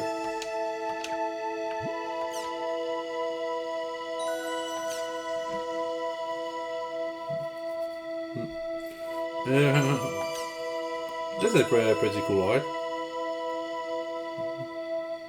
That's supposed to be Haseo, right? The other day, my character, she's called Half. At least I'm gonna assume that's how I'm supposed to pronounce this. She's called Half, by the way, where I was PK'd. But when that happened, someone in black and red came to help save me. It was incredibly strong and took out the PKers like it was nothing. But it didn't bring me back to life, so I had no idea if he really showed up there just to save me or not. Has anyone seen him? Here's a picture of what he looks like. Sorry, I don't remember more clearly. Okay, yeah, it's definitely Haseo. Nope, never seen anyone like him, but I would love to meet him. You remember the words for the area you met him in? I don't suppose I could meet him if I went on that stake out there, huh? But, you know, I just realized, there are a ton of people dressed in black and red in the world. What is this, a joke? Are you sure you weren't dreaming? Make sure you get some decent sleep now and then. I saw him too. A guy in black and red. He kind of looked like this. And now we have alien theories. NACL. So you've never met him? That's too bad. I'm afraid I don't remember the words. It just kind of put them in randomly. And yeah, you're right. There really are a ton of people dressed like that. I'm sorry. Maybe it's a joke. Lately I've been unable to distinguish between the world and reality. You saw him? Really? Wait a second, that doesn't seem right. I wouldn't have any blood left after meeting him.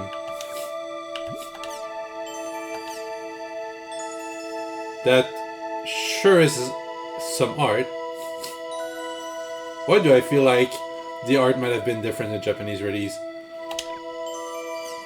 That's the same reason why I also went off searching for an interesting person the other day, and then I happened to come across him, a guy in black and red. I was turning a corner in Lake Anu when I suddenly saw a shadow looming and ran right into its owner. When I looked up, all I saw was this incredibly thick chest. He said sorry, but I couldn't see his face because of his damn chest. And here I thought I was going to fall in love. I thought a light Indian breeze was going to blow from underneath his arm. Truly a bittersweet experience. Anyway, that's why I'm off to search for an interesting person again.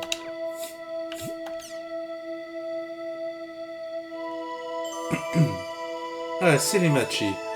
You really are a great artist, but you don't seem to know the fine line between genius and idiocy. Unfortunately, you come down on the idiotic side. Oh, I like it. Very street art-like. Nice. They say there's no one better at drawing than someone who can capture a gag well. But seriously, you're really good. I think I've become a genuine fan. I can't wait to see your next work. Good luck. Like, all this just makes me miss forums. I used to go on them all the time when I was in high school. This is Waddleful, whatever it is. Please hold. Ooh. My sides hurt from laughing too much. Are you sure it was supposed to be red and black and not red and yellow? What the giant Buddha and the lotus and the red goggles? Well, I had no idea what was going, but I bet this guy goes along with the monks on their begging trips. I haven't used the Guild Wars 2 for much, but Guild Wars was my first MMORPG. Then I tried World of Warcraft sometime, but Guild Wars was my very first. And yeah, I did play Guild Wars 2 for some time, and I actually enjoyed it. I kinda miss it, but I don't know, I don't really play MMOs anymore. These are the kind of games that I feel are more fun to play with actual friends, and I don't really enjoy playing an MMO games solo anymore. You have achieved perfect harmony along a fine line between unification and division of Indian and Oriental styles. It was so good. I truly lost track of myself for a moment. Truly incredible. Looking forward to your next work. Now I'm reaching the point where I'm starting to trip on my own tongue because I'm not used to talk that much or read aloud for such a long duration at once. Okay. Thanks to your great responses, you're all getting some special treatment in the next one. Incidentally, the words idiot and weirdo are the world's greatest compliments. Are you sure this isn't Haseo, the Terror of Death? I can't tell for sure because of how deformed he looks in the picture. Still, I think it's probably the Terror of Death. Did he ask you anything? Like, do you know about Tri-Edge or something like that?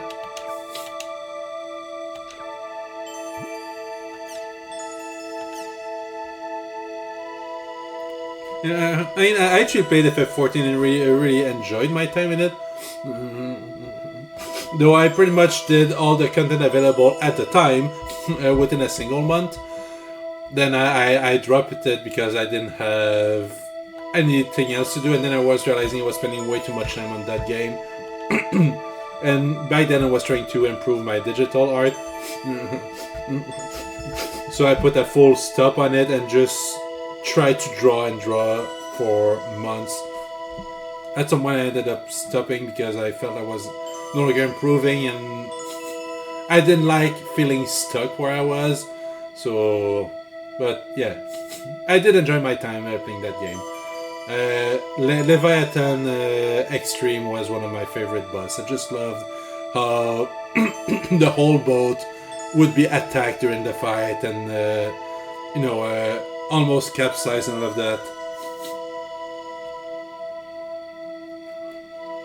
And I loved how there was that trade.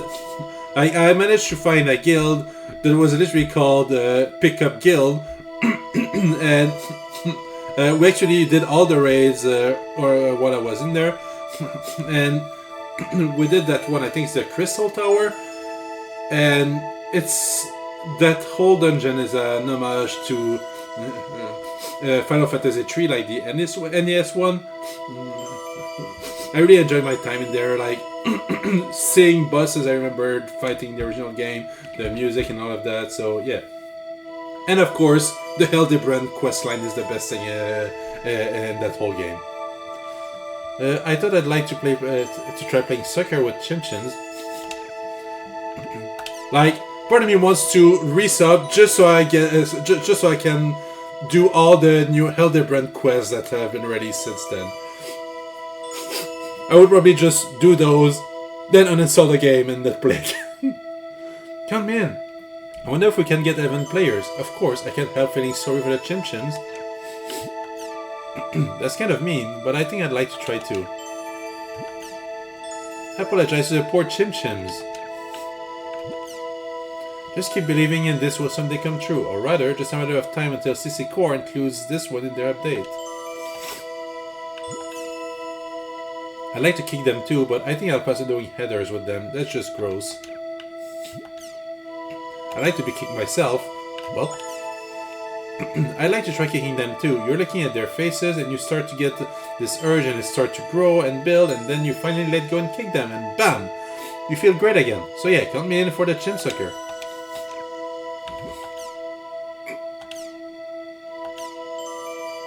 Oh, that's actually pretty good art.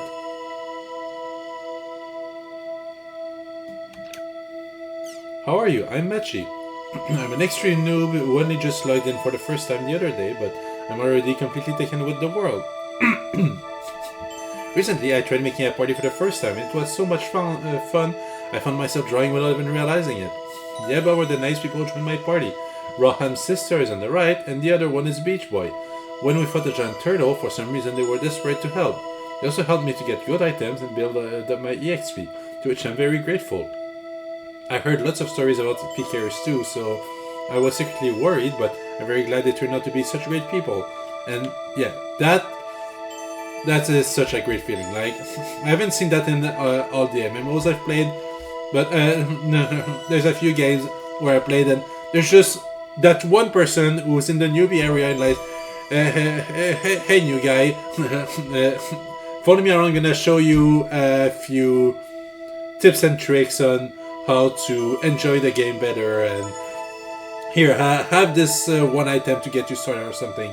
It always felt great when that happened. What lovely sentiments, you all draw good. What a great illustration, but something about Beach Boy bothers me and I'm not sure what. It's kind of scary. Eep. Nice to make your acquaintance. I'm known as Julius. What a beautiful illustration. I hope you will let me accompany you on a future endeavor. I also hope you will draw me another wonderful illustration afterward. Hi there, I'm Mayako. You're an amazing artist. Whoa. You've got this. What's that word? Talent? Whatever it is, I'm jealous. Oh, just so I'm clear, this isn't a post for a singles get-together or anything, lol. Allow me to start by introducing myself. I am the last hope of the world, the one known as Kezuboro, the red-eyed swordsman. I'm currently level 9 and undergoing daily training. My playtime motto is bright, fun, and balance. Everyone, I hope you will welcome me into your ranks.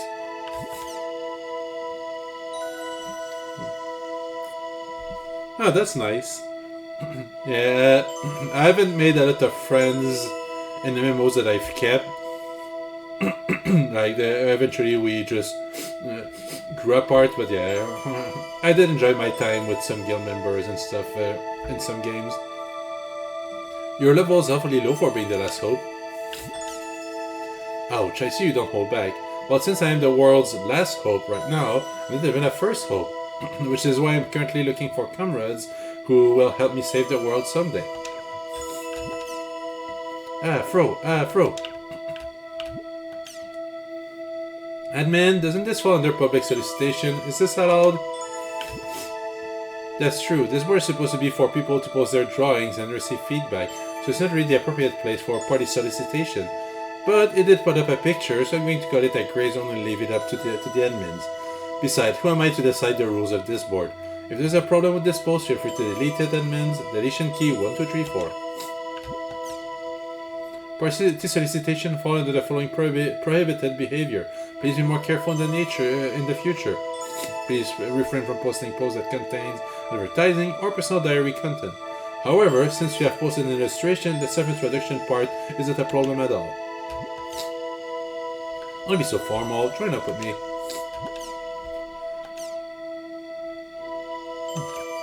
The other day I immediately made up a party with Julius and went off adventuring. We thought we could use another in the party, so we invited a passerby, Jin, to join. And here to commemorate that is a picture of the Raineyfield trio. Thanks, Julius. Good work the other day. Oh, I like this one. I am indebted to you for drawing me so well. Do you think that pouring rain adventure would lead to a beautiful picture like this? Wow, that looks just like Jin. He was some character, wasn't he? He was a bit concerned about his hair, though. I hope the three of us can go off dungeon traipsing again. Thanks for a great time. Okay, so that was Apkalu. Rumors. Looking for TAN. Just as my topic says, I've been going to guild shops and whispering to the store managers, but I cannot get a hold of him. I really need to talk to TAN. I've taken the liberty of posting here with the hopes that you find folks will know a way of contacting him. If this post goes against the rules of this board, I apologize. Does anyone know anything? I'll be waiting for your replies. You don't know? TAN disbanded. Did they have something you wanted? I may be able to help you out. What's TAN? A guild that was active until just recently. It's not anymore. Their main activities revolved around trading items and information. It was said that there was nothing they couldn't acquire, as they had a wide variety of goods. I hate pronouncing that word in English. In the world, of course. However, they found out that the guild was cheating, so they split up and the main members were deprived of their IDs. I guess you could call them a legend in a way. In that case, I would like to get information. The other day, a friend of mine was PK'd. I'll never forgive them for it. I want to catch them so that I can give them a good spanking.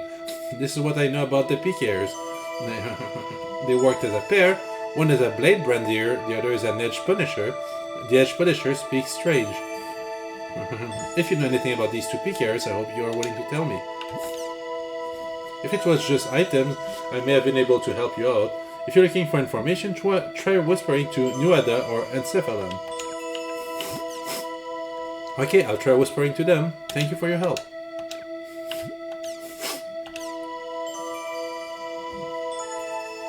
I see. So basically,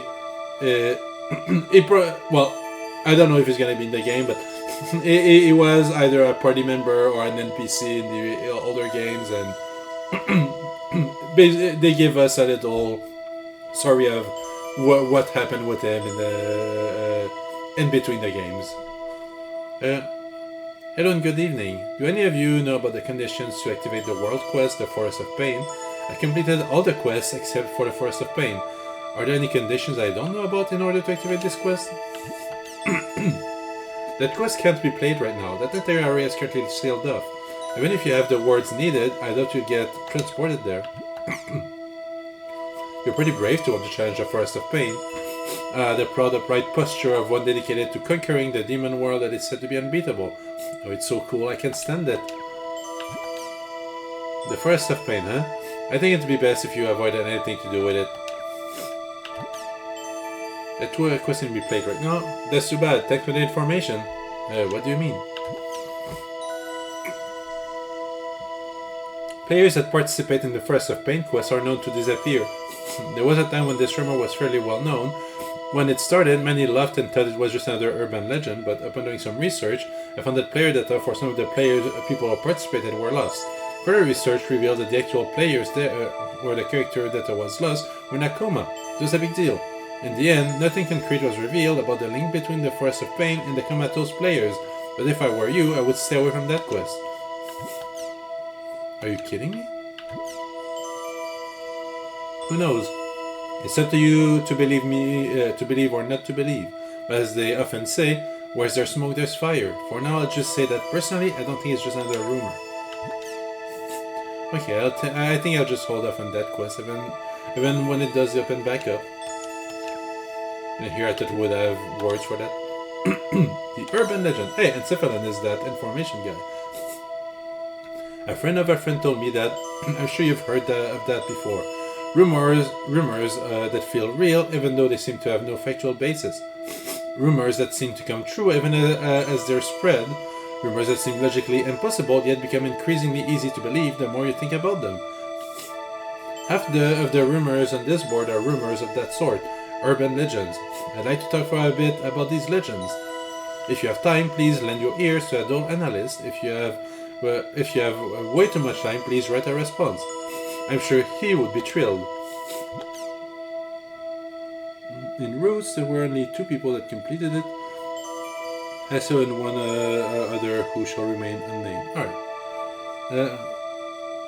Some of you may still not be sure what I mean by urban legends after reading my last post.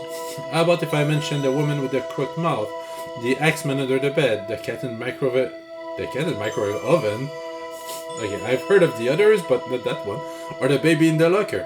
Chances are you've heard of at least one of them. Most urban legends are scary stories like these, designed to make us feel fear and unease on a basic primitive level. Compared to a regular ghost story, urban legends have an ambiguous part that says this happened to someone somewhere. However, as rumors, these are inherently interesting, and they have an undeniable impact. You start wanting to believe that these things can actually happen, then you start wanting to tell them to others. There are rumors that should be no big deal, yet they're kind of scary and interesting at the same time. This is the true identity of the urban legend. Here, now is one of those legends. Please decide for yourself whether or not to spread it amongst yourself. Have you ever wanted to know what the future holds? I have a good method for predicting it, so I will not share this to you. This is a story I heard from a friend of a friend. But go 3 times to the northeast, then 3 times to the southwest. Then call your own cell phone. Upon doing so, you will not hear the normal error message, but instead hear a woman say, "Who would you like to leave a message for?" When you hear this woman's voice, you then say this: "Future, oh future, please come here. When you come, please reply." Once you've said this, turn the power off to your cell phone, wrap it in a red handkerchief, and put it in your left pocket. Upon doing so, you will get a phone call from the future within 24 hours. You will be asked what kind of future would you like to know, so you must respond to this within 10 seconds. Then the future will tell you about the future you wish to know. However, if you do not answer the question within 10 seconds, you will be taken away by the future and forced to become its companion. Whoa, thanks for the explanation. I've been hearing talk about the future a lot lately. It's all just following up Satoruto. Yeah, oops. Thanks for the summary. Oh, I remember that. It was all the rage back in grade school. Don't you think this future thing is just an abbreviated version of the Satoru method? I wonder if it's too much trouble for kids today to have the phone ringing over and over again. Good work, Encephalon. I wonder. I personally think that is the most interesting part of the process. Thanks for the responses. He is thrilled as well. Really, thank you. So who's this he you keep talking about? It's really bugging me. Is it just me, or do I smell more fascinating things to come?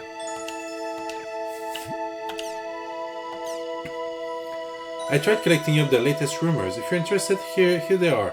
The little girl in the hall, tuning fork, tri-edge. The little girl in the hall. If you go to the Hule, I just go with Hule. Hule Grant's Cathedral at 12 a.m. exactly, you will hear a girl crying. Those who hear this girl will fall into a coma after a week. But apparently if you talk to 5 people within the week about your experience, you'll be spared from the coma. Also, these rumors say that a girl wearing something like a white nightgown will sometime appear before your very eyes. So I'm guessing this is a reference to that girl in the first Dothack games. I think her name was Aura, or am I misremembering? Or am I thinking of someone else? But yeah, I'm right about that one. Yeah, I vaguely remember her. If you hear a sound like a tuning fork in an area, you will fall into a coma. Of course, if this were true, I doubt anyone who heard the sound would be around to start the rumor. Tri-edge. People who come across a triple-clawed twin blade in the game, of course, fall into a coma in real life. These people also gain a triangular-shaped wound while in the coma. We're just full of coma rumor lately. I knew that was the other informant that was brought up earlier. I've heard stories along those lines. It's pretty scary. Please read. Rumor board. Good evening, I'm Nanase Mitabi. Recently, there appears to be an increasing number of you who are failing to uphold the local rules of this board. I thought this may be because many of you are coming here for the first time, so I decided to make this thread to clearly list the rules. Unlike other boards, there are several rules that are constantly in effect. Before you post here, please make sure to read them in the following responses. There are 4 types of threads in the rumor board. When making a new thread, please make sure that it adheres to one of the four. There are people out there who use this board as a serious reference, so please be thorough. Sightings and encounter. Please use this type when describing something you have seen or experienced for yourself. If it's something you've heard, please differentiate the type of thread between online and offline. Online rumor. Use this type when talking about rumors related to an online setting. Offline rumor. Use this type when talking about rumors related to a real-life setting. General. Use this type for general discussion threads. For general discussion threads that do not fall into the previous 3 thread types. No taunting. Based on the nature of this board, there will always be discussions about things that would not normally be considered as common sense. However, no matter how improbable you may think someone's post is, do not mock them or their views.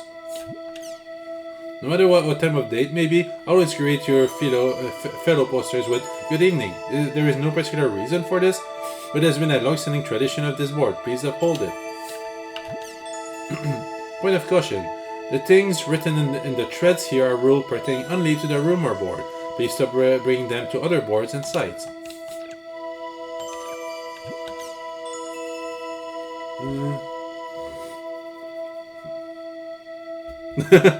Nice. I mean, it's nice to go back to an old games once in a while. Like when I was a kid, I made the mistake of setting my SNES with all my games, and I still regret it to this day. But since then, I've never. I always try to keep all my consoles, all my games. And it's suddenly like a few months ago where I was forced to move out of my previous apartment. I had to make some room, so I've donated some of my older consoles to my little sister, who started becoming a gamer after she left my parents' place. So I let her keep stuff like my Wii and Wii U and all the corresponding games, and my Game Boy Advance, like that thing no longer works. So I donated all the games. Same thing for my DS and 3DS. They are beyond repair, so I gave up on those. I donated my PSP games to a friend. Basically, he had a child a little over a year ago, and he needed stuff to keep him occupied when he was staying at home. So I just gave him all the other portable system games I had. But I still have my N64, GameCube, PS2, PS3. I still have those, and also my Vita.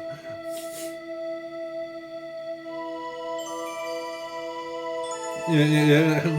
Like, it's not as much as she's a retro gamer, as I know some of these games are stuff she would have enjoyed. Like, I know they have a PS5 at home, and that's kind of sweet because her and my brother-in-law often play games together. Like, a few months ago, she just asked me, "Hey, have you heard about that game, Elden Ring?" And I'm like, "Yeah, I love that game. It's a great game." Yeah, me and brother-in-law started playing it, and basically the way they play is that one person plays with the other sitting by them, and when one of them is getting a little annoyed or tired of the game, they switch places. So yeah, I got to give her some tips and tricks. Like, she didn't understand the whole affinity system and all that stuff because it was literally her first Souls-like game. But yeah, it's kind of fun to watch them try hard games and play them together. Yeah, I mean, they did surprise me. They didn't finish the game, but they reached Malinia. And for someone who never played a Souls game, it is, I would say it's significant. They gave up on Malinia. They didn't feel like going back to play the actual game despite her being an optional boss. But I'm still impressed that they reached her. Yeah, Sekiro, I know is really hard. It's not that I'm not curious about the game, but I probably won't get it because I feel I would grow too frustrated with it. From what I understand, Sekiro is a lot more based on parries and being really precise with your input.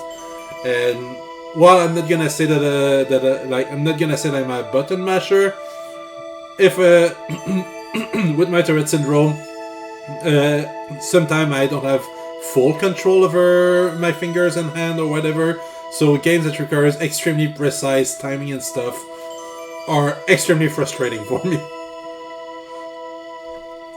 it's the same reason why I've never managed to finish Drakengard 3. I love this game, but of course, the final stage is a freaking rhythm game that lasts over 8 minutes, and if you make even a single mistake, you have to start the whole thing over.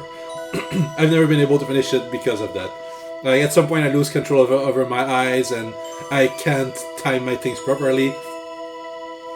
So, no, it's a shame, but not every game is made for everyone. But I remember I lent that one to my sister and she really loved that game. Alright, let's get back into it. Fun internet game. I've been playing Riot Gun, but I got sick of it recently. Is there a network game that you recommend? I don't care if it's an MMO or an MMO. The world doesn't have to be like Riot. It's even okay if it's not an FPS, fantasy, sci-fi, I don't care. Thanks in advance. Okay, well, let me invite you right away. Have you checked out Forbidden yet? The world is close to Riot Gun, so I think you'll get used to it quickly. I think they're running a campaign for beginners right now. How about it? My personal recommendations are The Negotiator or As You Like. The Negotiator is like a store management type MMO. You can do all sorts of different things, like go into a dungeon to collect items to sell, buy things from other adventurers, and buy out and eventually sell for a profit. Other player stores. The art has a now rare 2D dot matrix retro feel to it.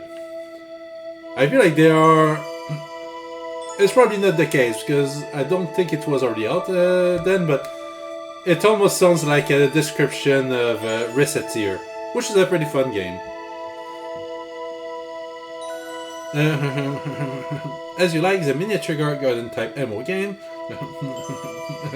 Players start out on an uninhabited island and try to build civilization from scratch. Some islands can evolve into a complete jungle, some may turn out to become a scene from a sci-fi novel. This one is in 3D, yet has a tender touch with cute characters. It's very different than Riot Gun, but both are pretty interesting. Thanks for the info. They both sound like simulation games. By the way, I'm one that got frustrated playing Outlaws of the Martian Line. But do you think an idiot like me can have fun with these games? I've never heard of it. What's it like? They just started beta testing it. The world is like a sci-fi treasure island. You buy your own star cruiser and travel to other planets in search of treasure. It's really fun, attacking and defending yourself from space pirates, other players, and stuff. And that makes me think of Sea of Thieves. There's a part of me that really wants to try to play the game, but I don't know anyone who also wants to play the game. And I feel it's one of those games that would suck playing solo. So, you didn't like Outlaws of the Martian Lines? Huh. If you could have made steady progress, it might have been fun for you, but if you're not good at that type of game, maybe an action or common type game would be good. Double March might be a good choice. It's a military action game, but it's not an FPS. What do you think? Well, that sounds pretty cool, but it worries me that it's still in beta testing. Sounds like a lot of bugs. I played that one before I started Riot Gun. I was really obsessed with it for a while, but then I got sick of it and started Riot. I think I'm gonna stay away from military games for a while. Thanks for the suggestion, though. Yeah, that's the thing, like, I love these, not necessarily ship management, but crew-based game. Like, one game that I did play solo for a long time was Guns of Icarus, which essentially, it used airships and stuff, and it was a really fun game if you had the right people to play with. I really want to see another game like that. Right now there's a close one in idea. If you have friends who are curious about it, Void Crew is an indie game. It's really not that expensive. If I remember right, it's like under $20, and it's a spaceship management game where you have your pilots, your machinists, and and all of those roles. A few different skill trees. You can customize your ship a little, like not the appearance, but basically you build the module during gameplay. So you build a gun, you build energy batteries and all that stuff, and it can be pretty fun with friends.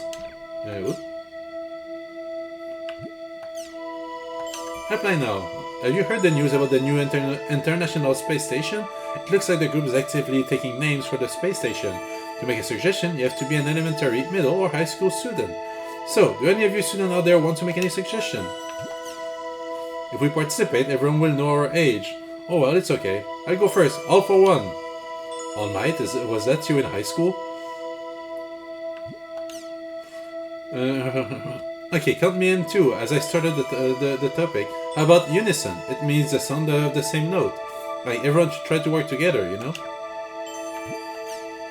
What about village? As in, we're all just one great big village. How about that? My idea is yarn. Yarn is like a string. I thought it would be great if the whole world can be as one to this one string.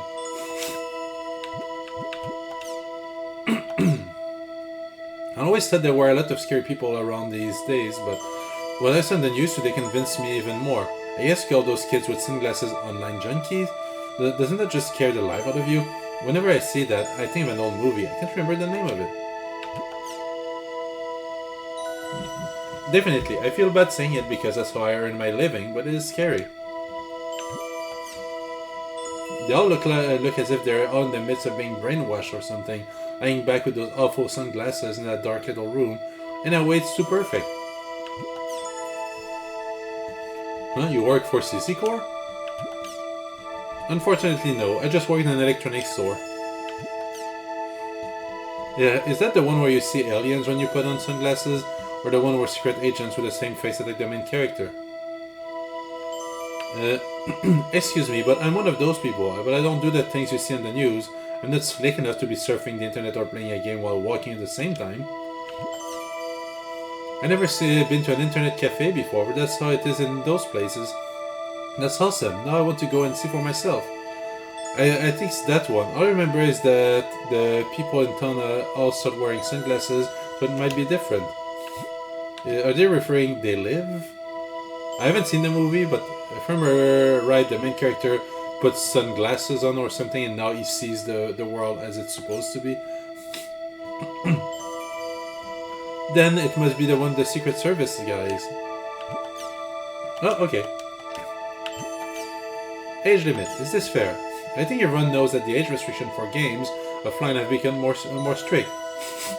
But I think the way they've handled things lately has been wrong. Naturally, I think there should be a policy against mindless portrayals of violence, but I don't think they should go so crazy about it either. It reminds me of things like Drama Queen. Does everyone know what I mean? Like, what rights? Oh! Oh, I see it now. Well, yeah, I get where the name comes from now.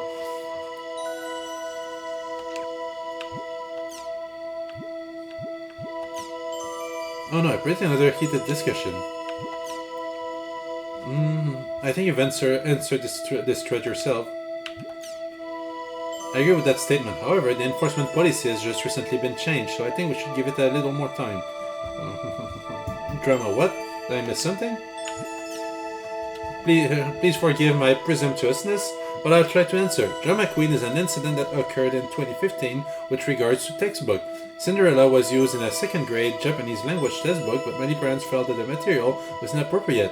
Here were two basic reasons. Possibility of promoting bullying, a scene where Cinderella was abused by her stepmother as well as her sisters. Discrimination. The word Cinderella itself is already discriminatory.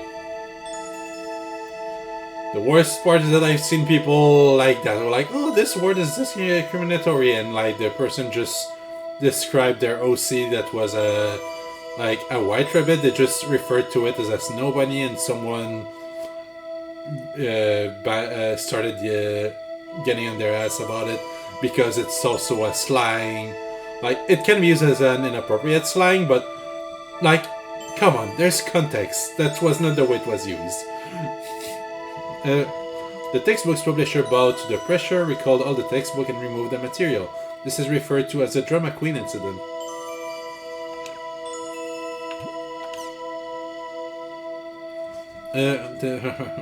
Thanks for the information, Ace.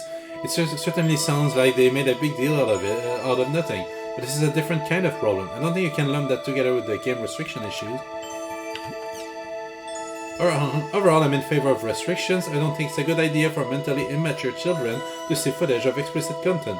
As a matter of fact, our household is basically media-free, and we only allow our children to see books and movies that my wife and I have chosen.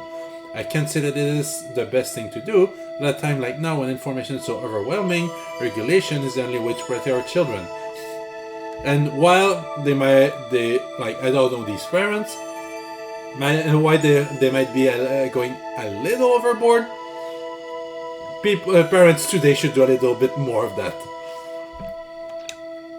Like actually vetting what their kids are watching or consuming. You can't just sit them in front of Cocoman and then expect them to get anything positive out of that. Yeah, exactly, everything in moderation. I understand what Tadpole is saying, but I think that has its own dangers. They say that kids that grow up in overly pure environments snap when it comes time for them to enter society on their own. Naturally, it's not true for everyone. My associate is just like that. He grew up in a house just like the one that Tadpole is describing, but he throws away money like crazy. His bank account is always empty by the day after payday. When he goes shopping, he just fills the basket with games, books, and DVDs like a madman. It's kind of scary to watch. Whatever it is, it's best to do it in moderation, I think. I thought of this while reading this thread. Kids these days don't get hit by their teachers or kicked out of their houses by their parents. They just get praised over and over for nothing. I forget to write whether I'm for or against the restriction. I agree with the restrictions themselves. If there's a reason for the restrictions, then I say they're fine. I need a new microchip? Is it normal, common sense, to implant microchips into our children these days? I don't quite get the idea, as in my generation this was something that happened only in science fiction movies. If a GPS can constantly monitor a child, that child will not be able to simply go to the places he or she wants to. Children probably going home since they're monitored by their parents.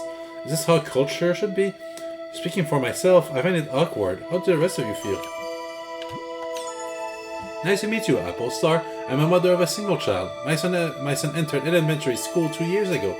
At the time of enrollment, the school had handed out manuals and other necessary documents as well as promotional material for microchips and security calls. From what I hear, at least 60% of the children have microchips implanted in them. Of course, it would be ideal if a parent could accompany their child to and from school, but very few families can do that these days. I have my hands full taking care of my father, so I can go pick up my son. Naturally, my husband's at work too. I understand your concern, Apple Star, but since your children's safety is the most important thing, don't you think you should reconsider? What does a security call mean? I've never heard of that. Let me think. Where was that? I think there was a campaign like that in Nagano. I believe that the prefecture provided special cell phones. Each were preset so that they can call their parents' cell phone or police with a single touch, while also being able to receive voice instruction on how to get to the nearest participating children's safety station. Whatever Kegari mentioned is correct. I'm happy to have a system like it. In an emergency, it will make all the difference. In our household, we also have the kids carry pepper spray. Baby Ken's mom, I heard that the Nagano government is officially addressing the problem of children's safety, but I didn't know it was to that extent. Well, there are a lot of horror stories about the decay of public safety, but is it really so bad that parents have to monitor them while they go or come back from school?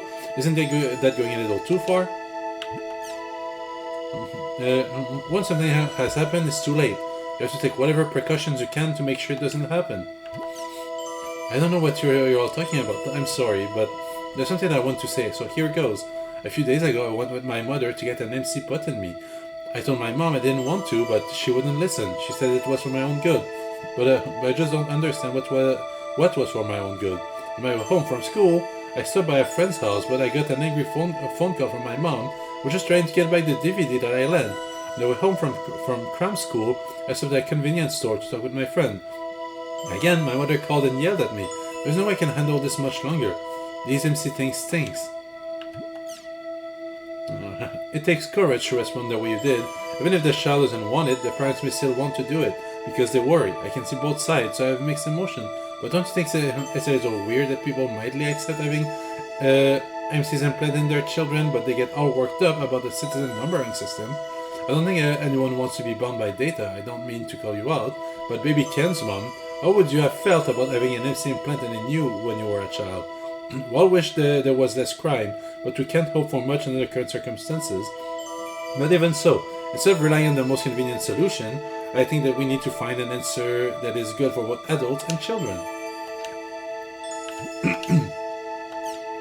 A new model that has been announced. Is everyone going to buy it? I've got a simple question. When did CC Core get into the home electronic business? I'm suspicious of this open pricing thing. I bet it'll be expensive. That's what I heard anyway. I admit that it will be worth buying, but if you don't have the money, you don't have it. If you want money, you get to work to earn it. By the way, I always put $5 into savings each week. I wonder too, but there's usually a jinx against company that suddenly jump into new ventures. I don't want them to go bankrupt, because that means that I wouldn't be able to play the world. I hope CC Core earns a bundle. For $20, I hope that includes tax. A little more than $400. That's too much. Meanwhile, the PS5 Pro is $900 plus. It's just a state of mind. Concentrate. If you feel like it's expensive, it's expensive.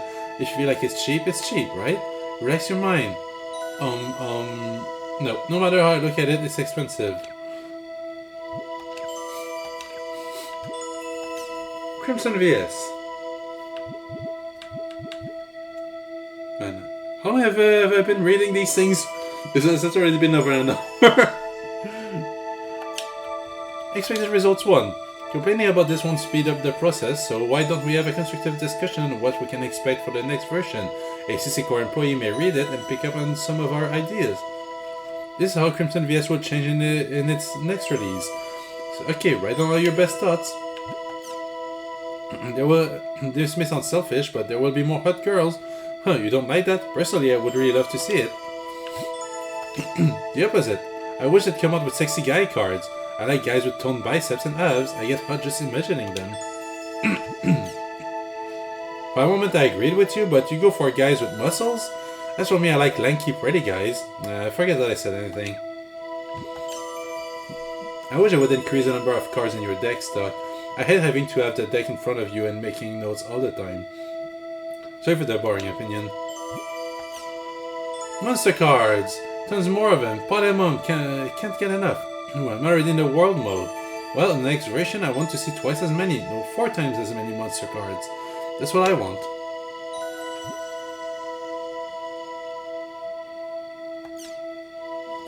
I thought they might do that. By the way, Tenu, are you that Tenu? Kestrel's beast lover, right? And this is out of the blue, but I love how you run around Mac Anu screaming, Beastie! In the next version, I want to see them make my portrait even more beautiful. I'm sure they'll do that. Yikes, my cover is blown. And on top of that, are you hitting on me? Wow. Things are heating up in here, lol. I want them to use famous cartoon artists and illustrators for the artwork. The artwork now isn't bad, but if it were by some of those artists, it would be out of this world. I want to see cards by Mr. So-and-so, don't you think? Nugmung's post has been beautifully ignored. This has nothing to do with the next version, but I wish they'd put out an art collection, if possible, in hardcover. 1 picture per page would be perfect. Or maybe not, that would be too many pages. Oh, an art collection would be great. I'd want them to put sketches in there too. Because would be even worse. How about different artists drawing the same subject? What do you think? Sounds interesting, huh? Don't appreciate my beauty? You guys are all blind. Well, I just wanted to try saying that. Don't get mad, okay? Nugmung, you made me laugh. The art collection is a great idea, but it can't be too expensive. This year is getting too long, so I'm starting a new one. You can read the continuation here. About ceasing service. It's been a long time since I went out of service. Do version upgrades and server expansions usually take this much time? I don't know much about computers, so I really don't know. Somebody tells the answer. I mean, if the whole building of the company caught on fires, it's very likely that they just need to rebuild a lot of their infrastructure before they can re-release a game. Well, I'm not exactly an expert, but it sure feels like it's taking too long. According to rumors, the stoppage was caused by a virus. They say the whole story about an upgrade is just a lie. So it's not reliable info, right? Don't you think you should stop spreading rumors? This info is apparently true. Remember there were some graphical bugs just before the service was suspended? Those black spots that were popping up, I heard that was caused by a virus. It's been confirmed by an analyst on the rumor board, so I think it's rather reliable. So basically this is related to the event of the first Hack series. I too think it's reliable information. I asked a programmer friend of mine to take a look and he found a virus right away.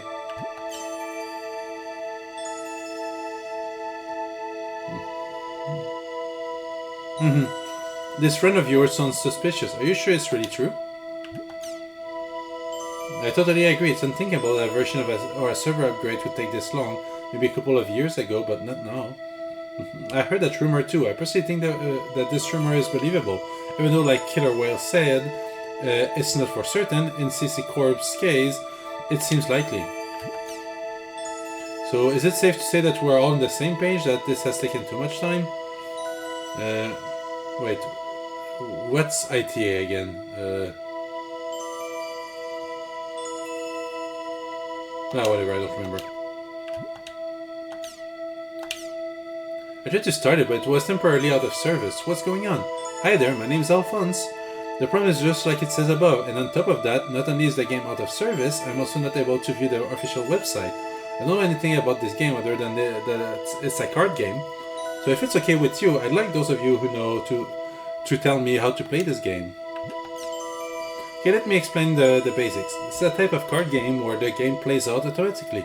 The players create a few decks, then place them into a deck pool known as the arena.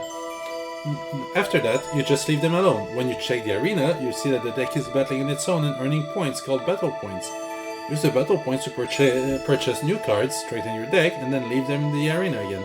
This is the basic cycle of the game. The stronger your opponents and the more convincingly you defeat them, the more battle points you earn. Also, so it's perfect for people that are busy with their job. Well, congratulations, these guys created the concept of an AFK game. Makes sense, lol. Okay, so let me see. If I've got this right, it's a regular card game, but the players' moves are set to auto, right? But doesn't that mean that once you make your strongest deck, that's the end of it? You got it? To avoid that problem, they use what's called the Trinity system. Trinity is kind of like a game of rock, paper, scissors. Instead of rock, paper, scissors, though, there's wing, gun, and shield. They interact in the following way. Wing is weak against gun, it gets shut down. Gun is weak against shield, can't pierce the shield. And shield is weak against wing, it's because it attacks from above. All the cards are given one of these elements, so depending on your strategy, you can defeat a really strong card with a really weak one. Cards can be divided into the following way: general cards and unit cards. General cards control deck costs, called Charisma and Crimson VS. 3 unit cards can be placed within the boundaries of the general cards deck costs, Charisma. Actually, you have to put the 3 cards in there. Build up your deck while considering the following types of things: how to divide the cost among the predetermined number of unit cards, how to combine unit cards with other unit cards and with general cards, how to balance general cards abilities with overall deck balance. I see, so it is pretty strategic after all. I can't wait until they start it up again. Hey everyone, thanks for the great information. Oh, I forgot one thing. Rumor says that Crimson VS will be completely revamped in its next update. I'm not sure how reliable it is though. The thing is mentioned, this thread may change. CC Core is notorious for flip-flopping in the specs. You should consider the information in this thread as purely as reference.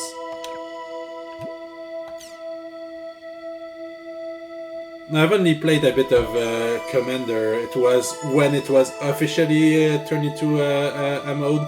Because originally Commander was like a fan-made mode. And yeah, I remember that my Commander was Kalia of the Vast. Whenever she attacks, I get to summon a dragon, angel, or demon. And basically in that deck I had that one demon that as long as it's on the field, your opponent cannot win the game. And I also had the angel that when it's on the field, I cannot lose the game. So I would essentially get them on the field and protect them until either people would deck out or something like that.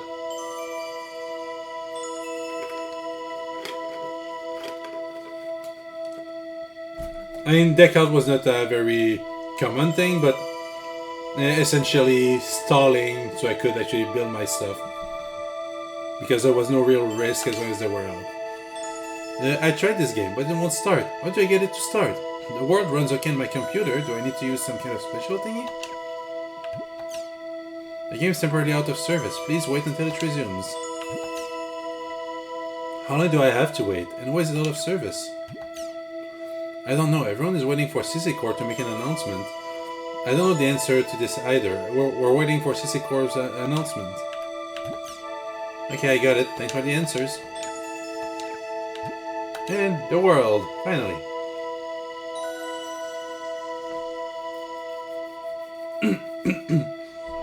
I'm not familiar with that. Like, I used to play Magic back in the day, but there's so many cards nowadays that I don't know like a tenth of them. It's like with Yu-Gi-Oh! Like I've been playing Master Duel since launch, like on and off. Sometimes I take a few months break, I get back to it. Like I'm not super knowledgeable in Yu-Gi-Oh! And I still get cut off guards by cards I've never seen before, even today, all the time.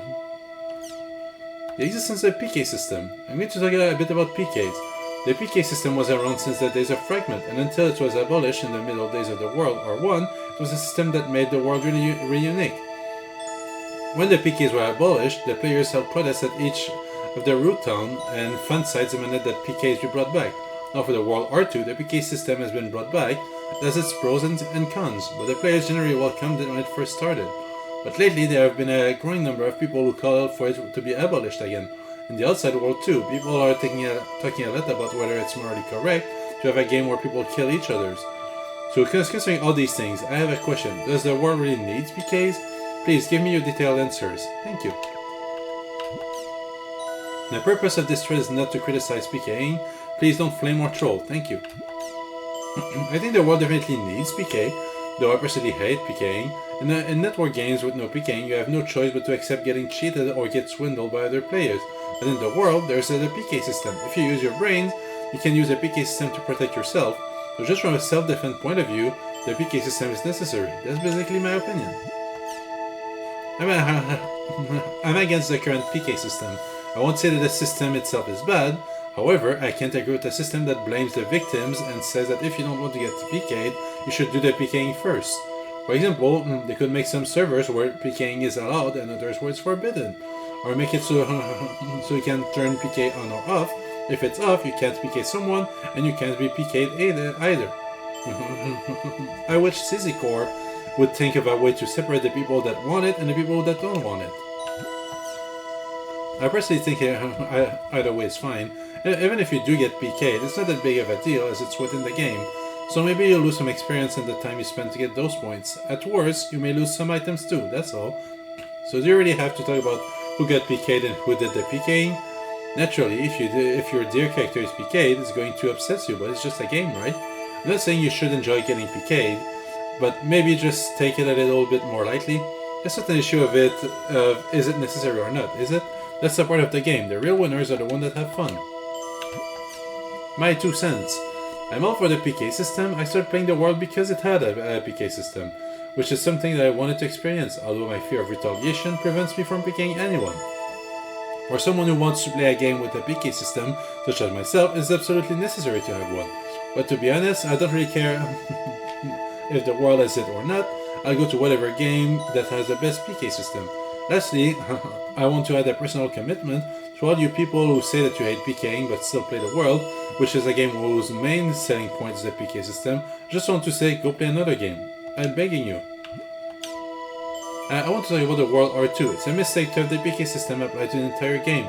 They say that the arena was created to calm down the whole PK controversy, but I think it's done the opposite. I think they should have made it to the PK system applied only to the arena and left the rest of the game PK free. People that don't want to get involved in PK can stay away from the arena, and the ones who do want to PK go to the arena. That way both types of people would have been happy. It's the same thing for the trouble between the guilds. Instead of killing each other in areas whenever there's a dispute, it would be way better if they could just solve it fairly in the arena. That's the way it should have been handled. I think the current PK problems was born from the fact that the world is borderless, but it's not too late to fix things, so I think they should consider a reworking of the entire system. So I guess I have to say, I'm against the current PK system.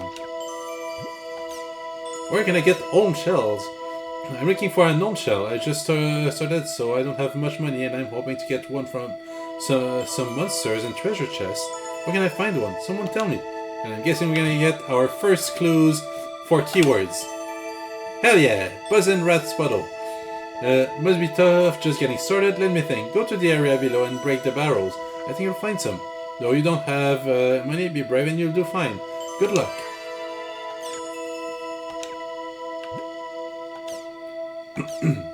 I heard a weird thing about a friend of mine. Is it really true that the world was created based on the epic poem Epitaph of Twilight?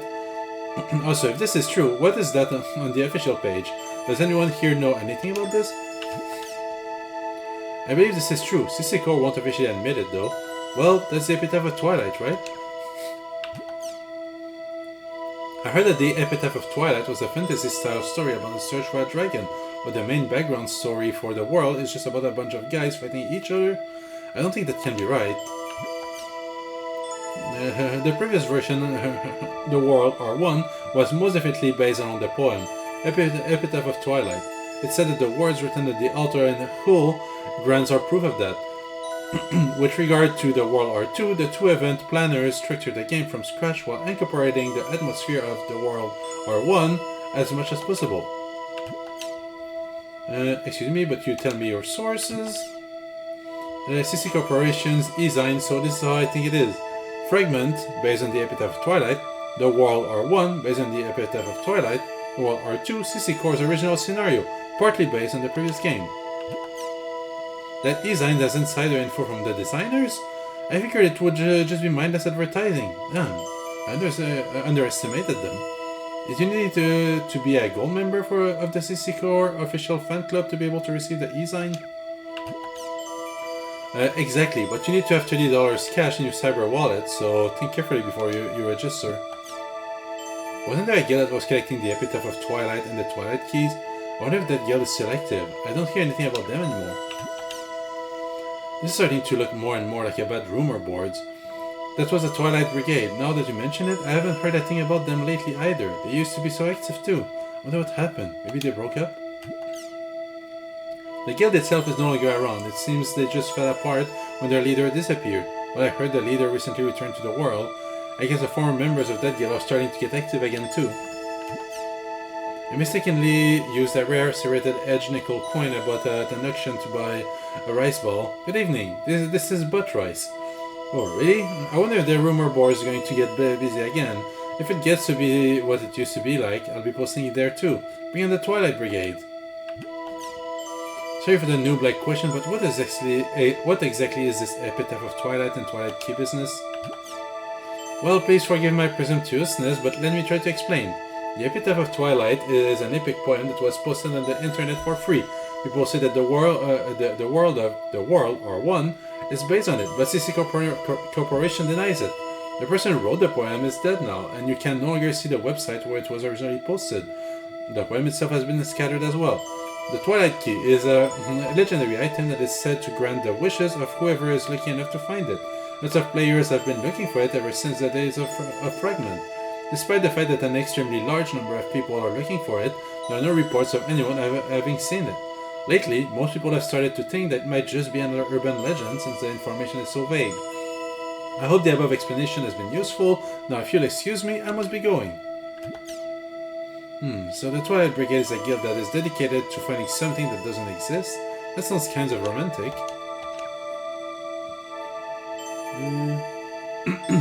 I see. Okay, so as you mentioned earlier, the anime was more or less promotional material for this. So at the beginning, when there's like 8 months later, this is the events of the Twilight Brigade and the anime, I'm guessing. Like basically, that's what that anime is covering, that time period. Hi. Loving new things as part of human nature, but so is loving old things. I want to go into the area again with that character that I put my spirits into making. I want to play with my dear companion.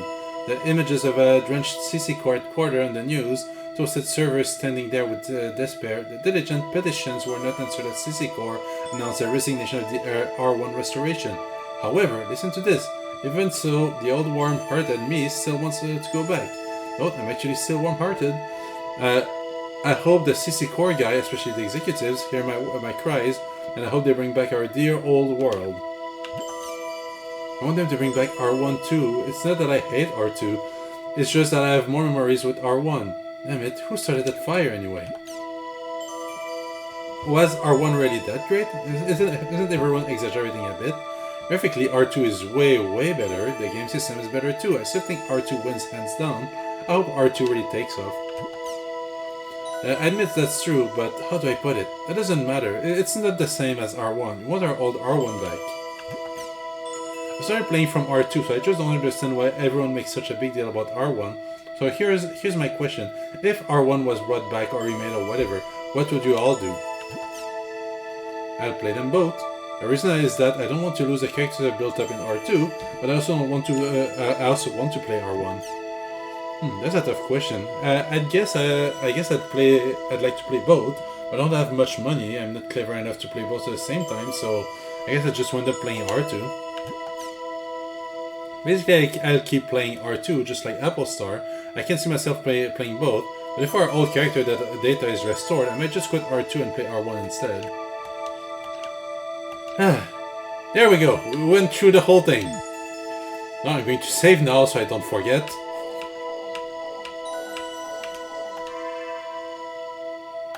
Save. 2 hours and 18, about 3/4 of that was done reading posts. Okay, and it's 2:30 AM. You know what? I just been reading the whole time. Let's at least do one dungeon. At least one. And alright. Need to ban that thing. Sensible altercation. Sensible altercation. The user you're trying to ban does not exist. Wait.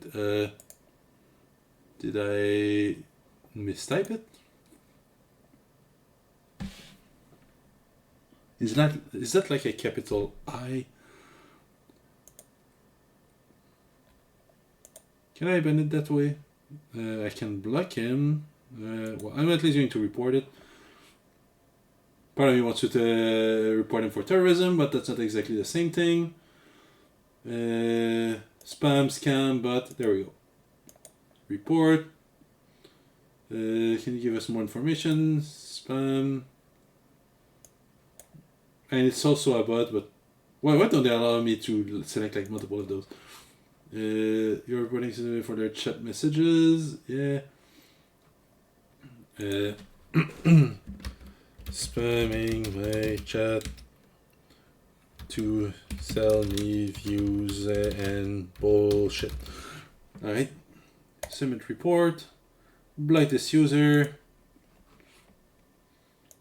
I don't get why I can't just click on a username and click ban. I can follow, whisper, invite, but there's... Oh wait, are these? Oh, there are buttons to automatically ban. I just never noticed them before. Okay, there we go. So we're rid of this guy. Sorry about that. So where was I going again? Oh yeah. Let's at least... Oh no, not more posts to read.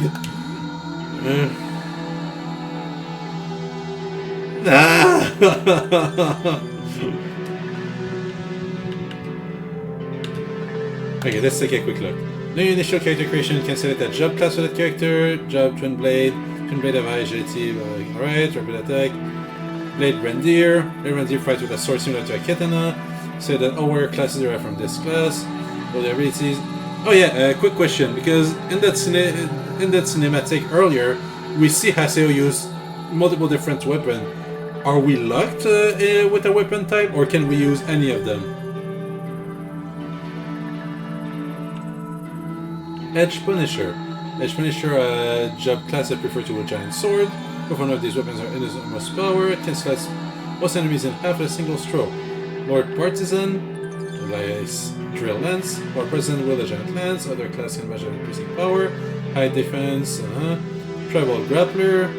Use their own fist as weapon. Have agility similar to twin blades. Possess high HP. However, their low defense value makes it crucial to pay attention in battle. Flake Reaper. Flake Reaper with a giant scythe. They specialize in attacks meant to keep multiple enemies away. However, they're ineffective at long range. Steam Gunner. Steam Gunners use the steam guns that were developed by humans. They specialize in long range attack and are weak in close encounters, but their powerful weapons will keep most enemies away. Adept Rogue, supposedly what I am. Adept Rogues are eventually capable to equip various weapons and use all sorts of magic. However, each weapon must be learned separately, which requires a considerable time investment. Even so, this training will eventually pay off, making them highly adaptable in any situation. Harvest Cleric, Healers, Shadow Warlock, Nut Healers, Macabre Dancers, Support, I'm gonna guess. Okay, yeah, I'm not reading through all of these classes that I can't even play.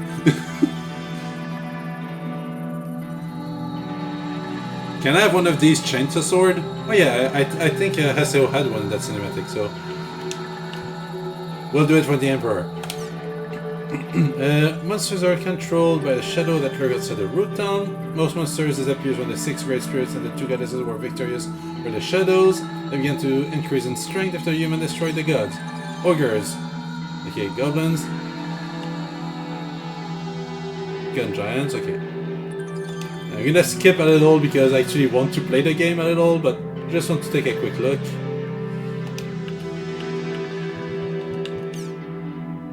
Sea monsters, spearfish. I might get through reading that for real later, maybe off stream, but that's a lot of. This game really lore dump you right from the beginning.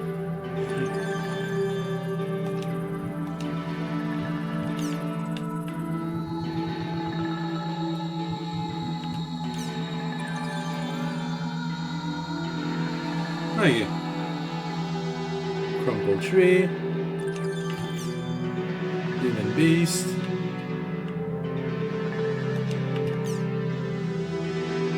Steam Shells. Kinda cool. Dragons. That doesn't look like a dragon. And I guess seahorses. Yeah, maybe. Crustaceans. I don't like when my crabs have teeth. Hackathon Foot. Factions. 3-4 sometimes I work in the Innovator.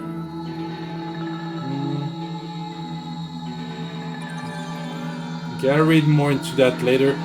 Do we have to choose a faction at some point, or it doesn't really matter?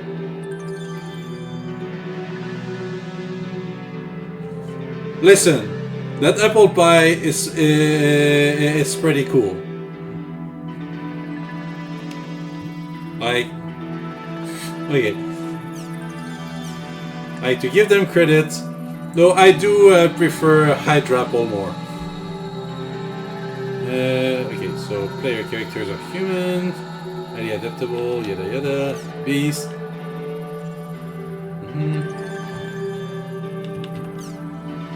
The despised.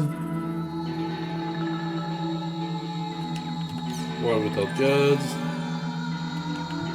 Human and beasts. Yeah, I might read that off stream. Same thing for history in the world. Or maybe on the next stream I'm just gonna start the stream by reading some of those. Oh wait, is it the same forum or is it a different one? Oh my god. No, I see. Okay. Other secondary question. Do these threads disappear if I go to a mission in the story progress, or can I check them again later? Okay. So yeah, I'm gonna log in once. I want to do at least one mission before I head to bed. So, The Eternal City Mac Anu.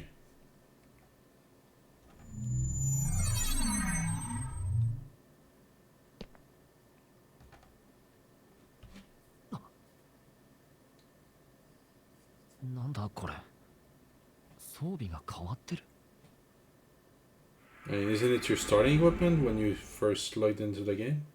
Oh, okay, that explains it.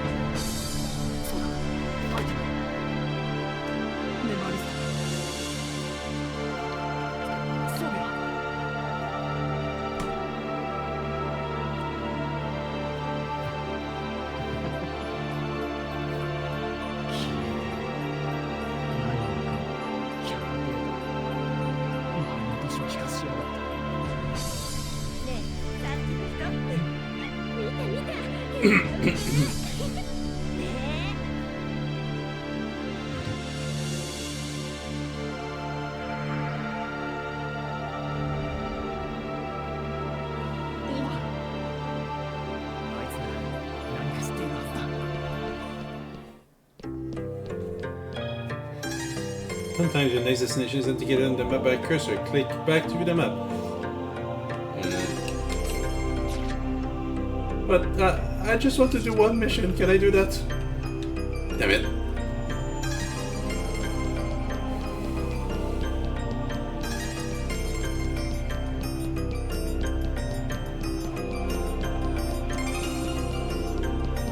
But can I talk to these people?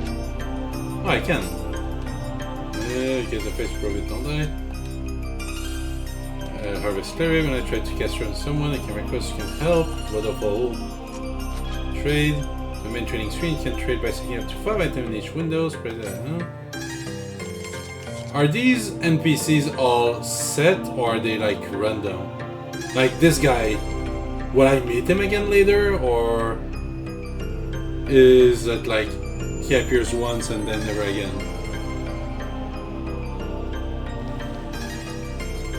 Just for example, because I'm assuming that to get new keywords I apparently have to talk to some people, but like all the characters are actual set NPCs, they're not random or anything like that. Okay. So right now I'm trying to go, I'm guessing where there's the blue circle. New one! Congratulations.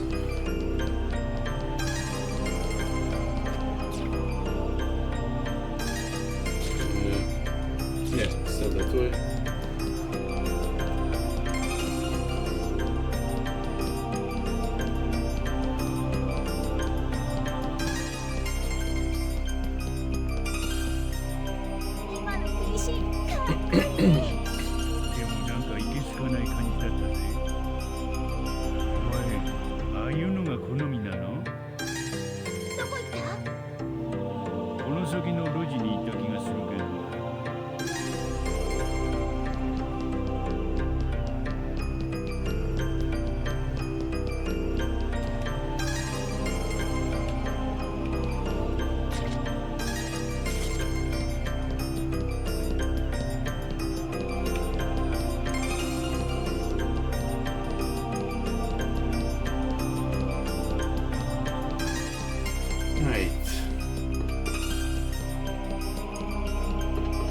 Come on, Oven, or whoever it's supposed to be.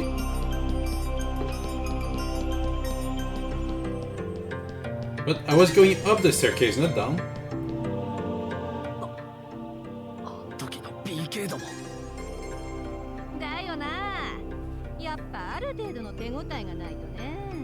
ですよね。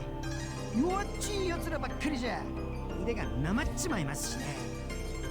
そこで言うと、この前のマルチウェポンは相手にとって不足なし。あいつ狙うんすか？当たり前だろうが。このまま黙って引き下がるなんて真似。このボルドー様にはできやしないんだよ。はあ。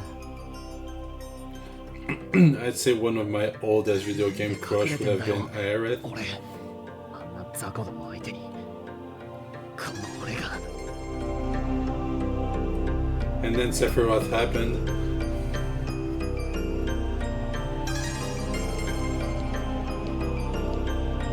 冗談じゃねえ。何がどうなってんだ。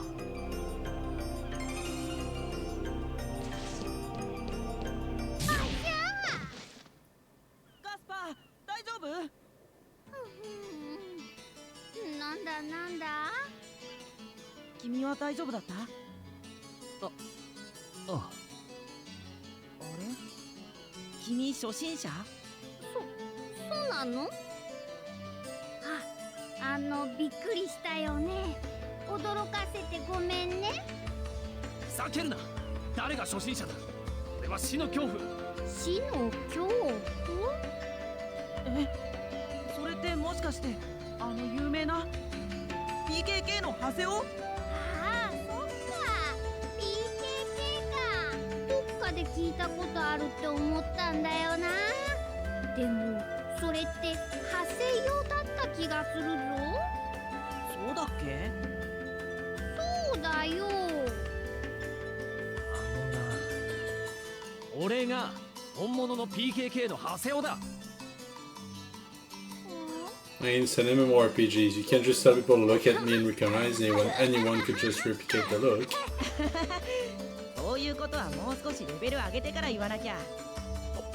お前ら初心者さんなら僕らがいろいろ教えてあげるよ。こう見えてもオイラたちは初心者支援ギルドのカナードに所属してるんだな。For those unaware, Canar is French for 一 duck. 人前のプレイヤーになるために必要なゲームの基本知識を教えるギルド。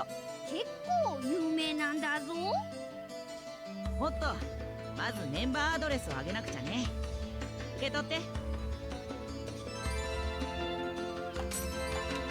メンバーアドレスっていうのはザワールドの中でだけ変なのに絡まれちまった。連絡を取り合う結局オーバーも見失ったし、とにかく今は一刻も早くレベルを上げて元の死の恐怖に戻らないとな。仕方ねえ。ちょっとだけこいつらに付き合ってやる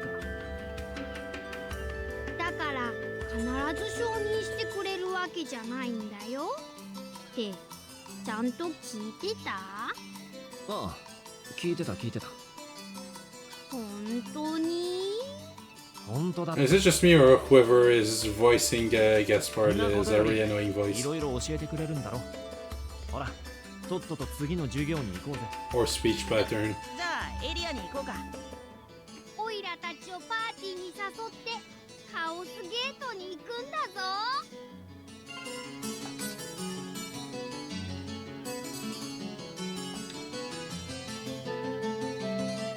Yeah, I'm already gonna get rid of that one as soon as I can.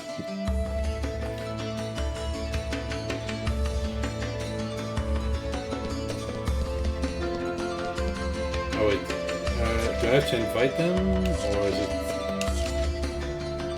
Oh no, they're already in the party. All right.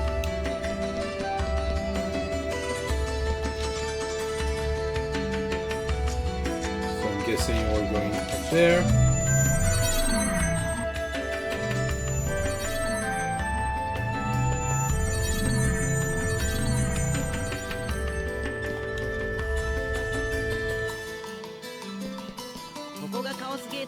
This is a chaos gate. If you can put 3 different types of ward into, I know that.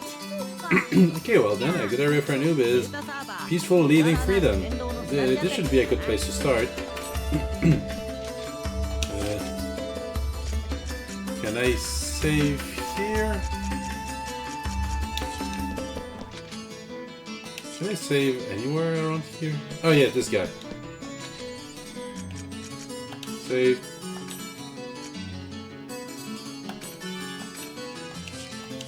Alright, so I'm gonna try to go through that one real quick, and then wrap things up.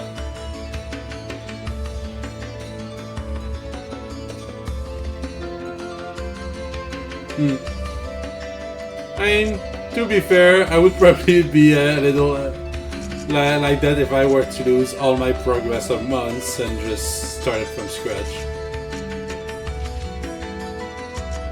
Wait, what was it? Peaceful, leading, freedom?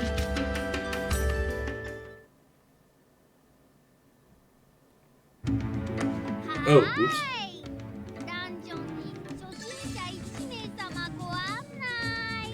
だから俺は初心者じゃなくて。分かってる分かってる。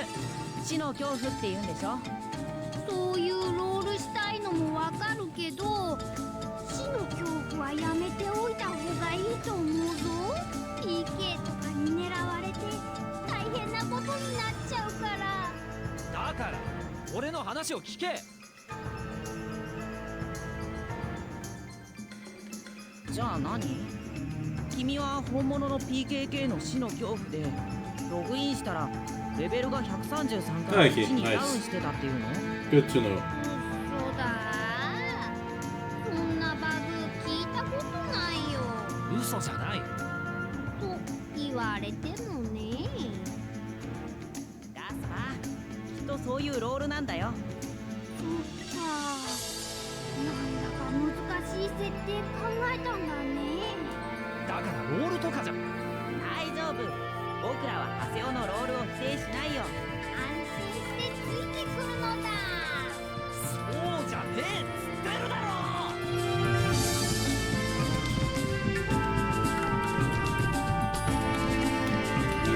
Alright. Do I have any skills? Nope, just scale blade.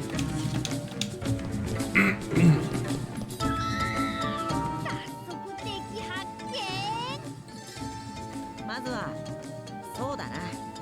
スキルトリガーについて勉強しようか。そのくらい知ってる。でもハセオって初心者。だから違うってんだろ。じゃあ実際にやってみようか。よーしハセオ、あいつらと戦うんだぞ。スキルトリガーを使うの忘れないでね。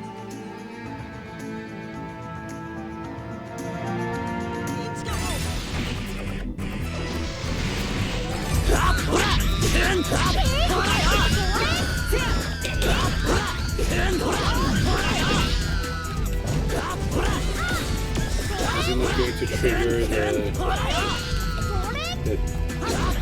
I forget what it's called, like Rengeki?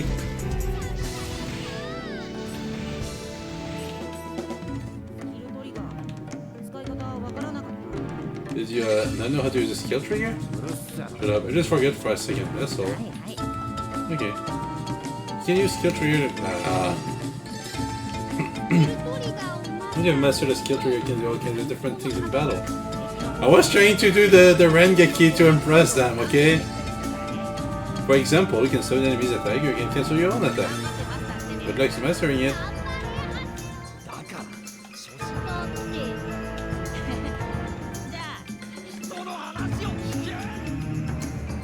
And especially, instead of saying I kind of forgot about it, it could have literally just said I didn't need it to be these things.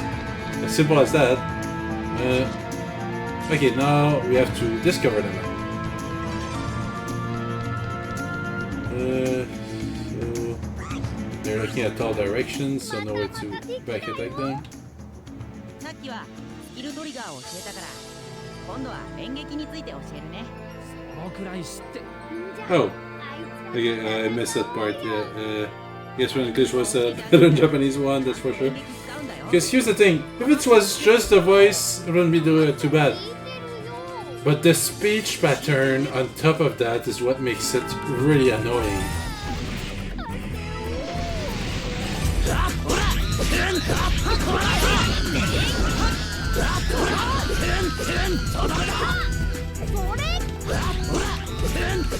Here, just to spite them, I'm not even gonna use Rengeki.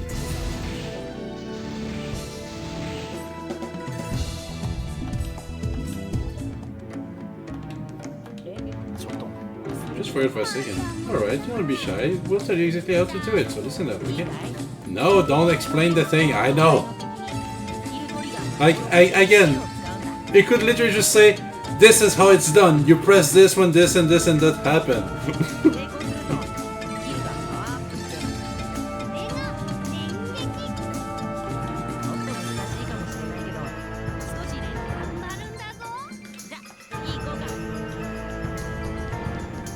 Like, can I just ditch them both?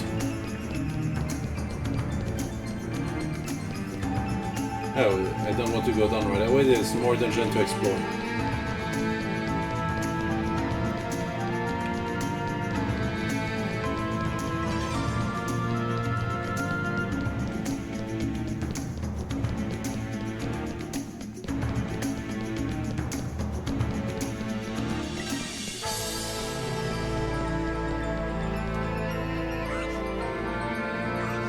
Okay, this is guys there. Oh, there's some on that side.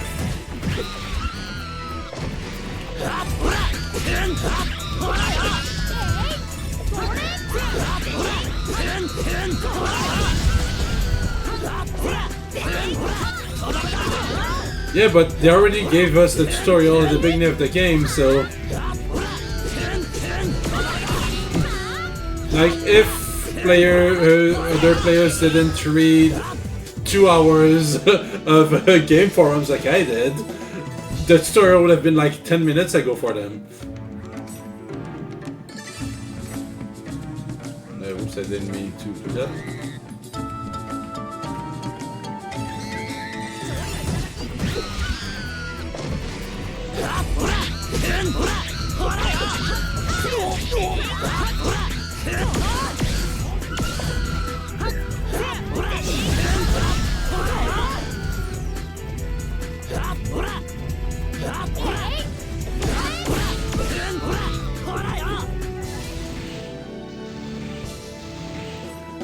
But then again, for working in the video game industries, I know how sometimes people are just stupid. This is a mysterious animal that resides in the world. This is a chim-chim. Approach it and kick it to acquire energy known as chim spheres. Chim spheres are vital to operate the various steam machinery, so you should always keep at least 30 in stock. However, if you have too many, it may cause some difficulties.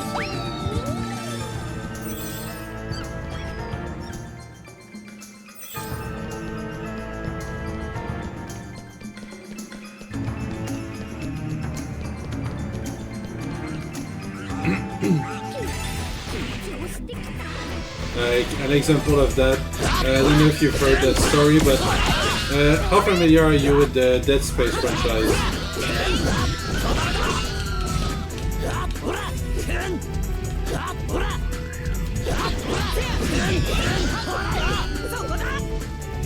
Yeah, and basically the walls, the reason why there's so many graffitis that says like cut off their limbs and so on was that during playtest,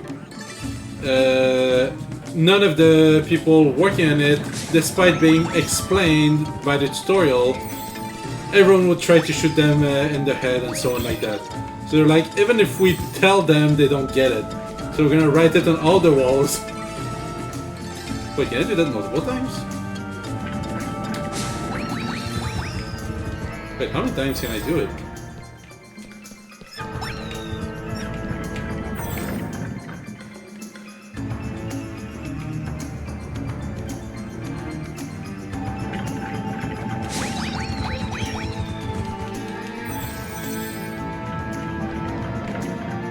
Is there a reason not to farm these guys?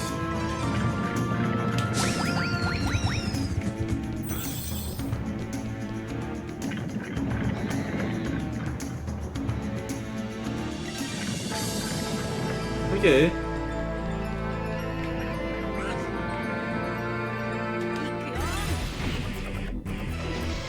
Like, I thought these would be a limited resource.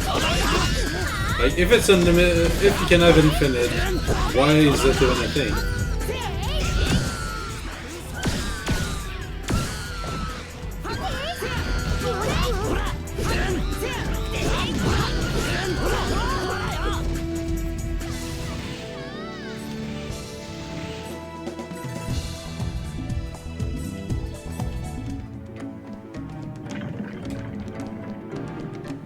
Anyway, I have 30 of them, so I'm gonna keep exploring for now.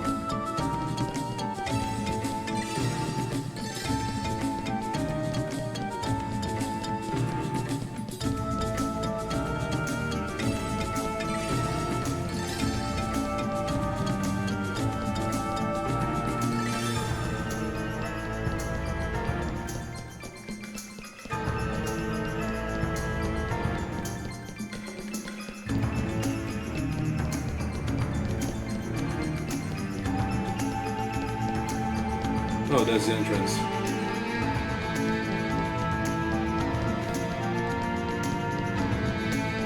Alright, let's go down that staircase.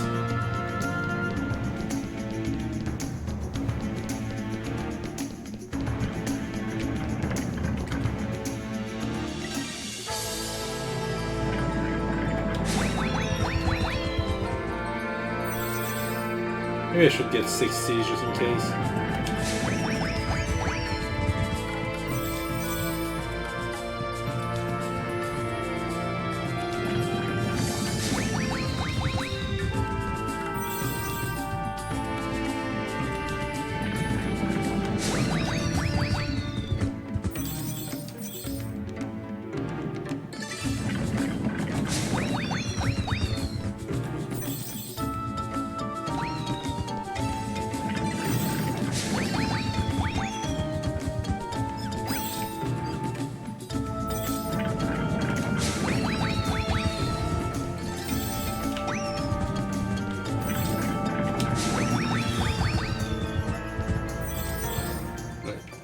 One more wave. There, 60. That should be enough.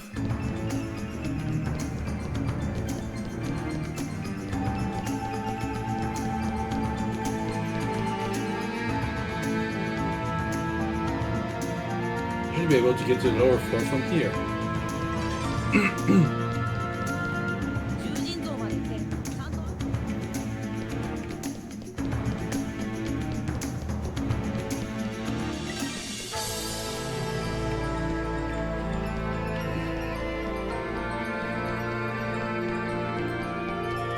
What do we have here?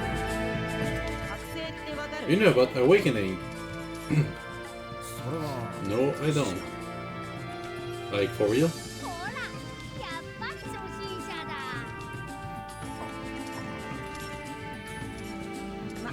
まあまあ、ハセよ。ちゃんと教えてあげるから、そんな怖い顔しないで。ね。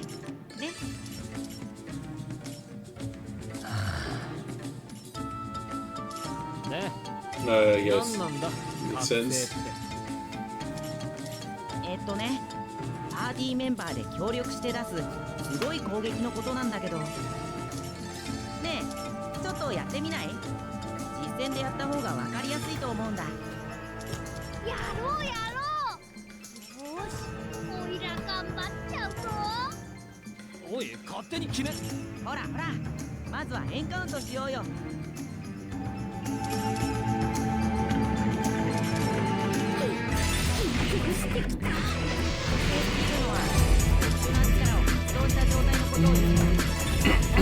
Can use it in the moral gauge.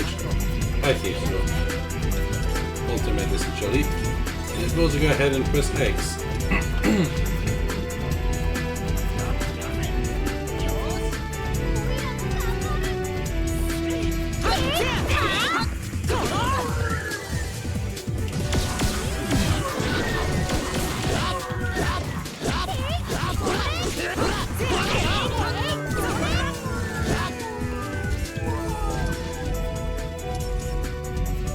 Alright, I love using this technique. You just get one step closer to becoming the Terror of Death. Enemies get stronger as we go deeper, so let's kick some butt and get you leveled up.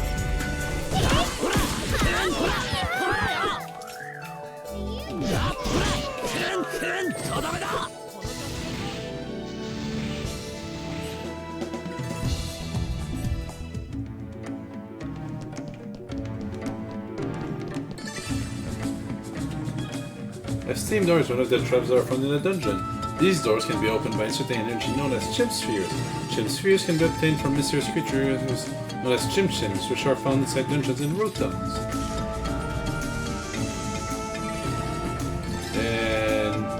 At the first door, there is another door.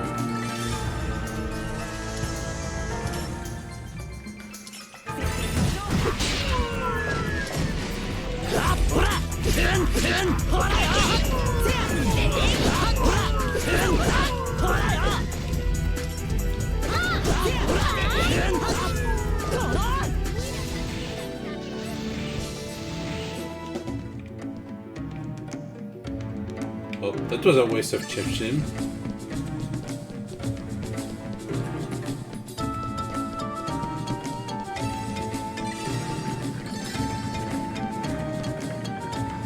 Unless there's supposed to be a treasure there, but...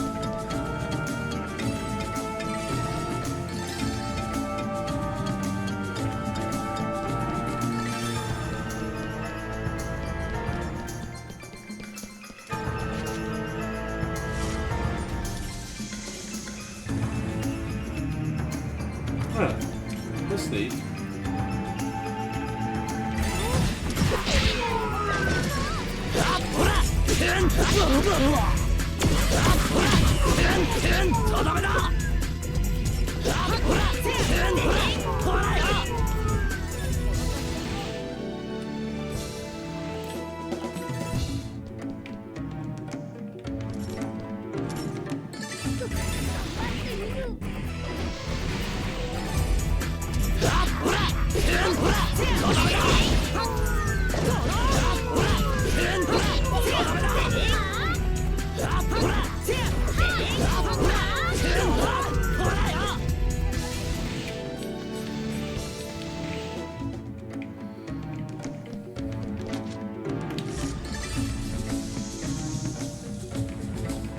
Before I go there though, should I...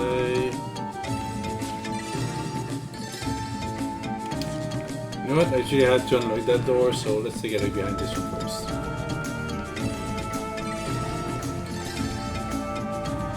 Oh, it was a real path. Fuck. There are various items hidden in the item box. There are various items in the item box. There are 3 types of item boxes. Object, treasures, and trap boxes. Target the item box and press A to search the item box. One of them is obviously a mimic. This is an item box. Has different design depending on the area and primarily contains items. The treasure chest primarily contains accessories. Trap boxes look similar to a treasure chest that rattles. Disabling the trap within a time limit would allow you to acquire the weapon, armor, or item within it. Okay, let's start with this. Fairy's Ore. Another Fairy's Ore. Alright, how does it work? Press the button on the screen to evade the trap. X, B. I'm not good at remembering the button positions in the controller. I wasn't raised with an Xbox controller in my hands. There's something I can equip.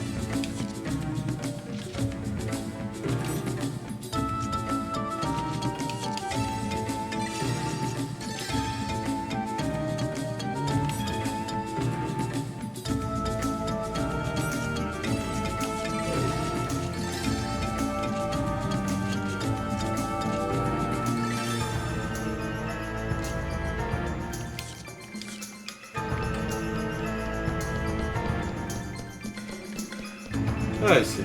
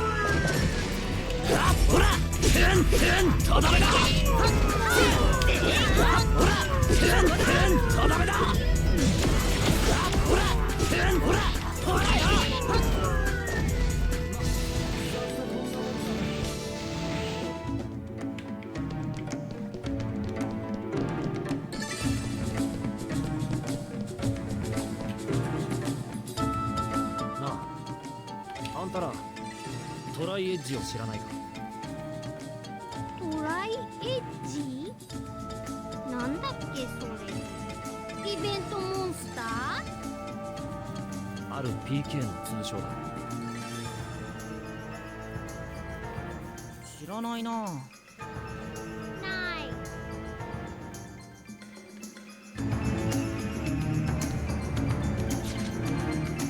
Oh crap, I forgot that little area over there. We'll take care of that in case it's something important. I mean, it's probably not super important, but who knows?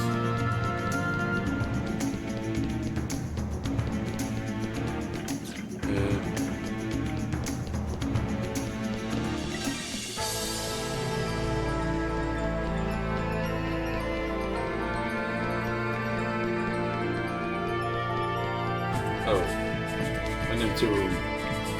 Well.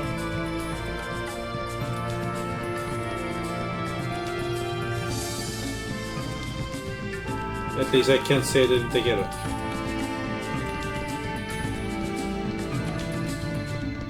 Save him till mid games. The solo dungeon job extension quest. Yeah. I have a feeling that right now I should just explore as normal while the fights are winnable within seconds.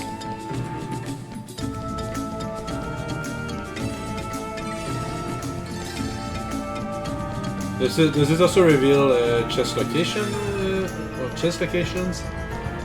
So you know when something is just dead end?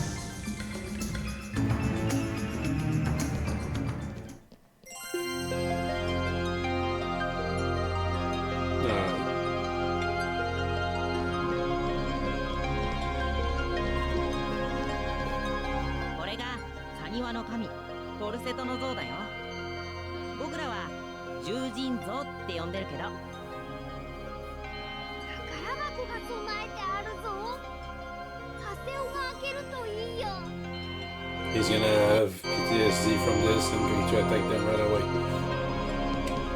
Just in case. I'm not allowed to use the thing. Dang it. Fire Demon. 久しぶりだね。ハセオ君。こいつらケストレルだ。なんなのこの人たち。PK だよ、有名な。なんでこんな時に。しばらく見ないうちにずいぶんしょぼくれちゃったのね。死の恐怖様だと気づくのに時間かかっちゃったわよ。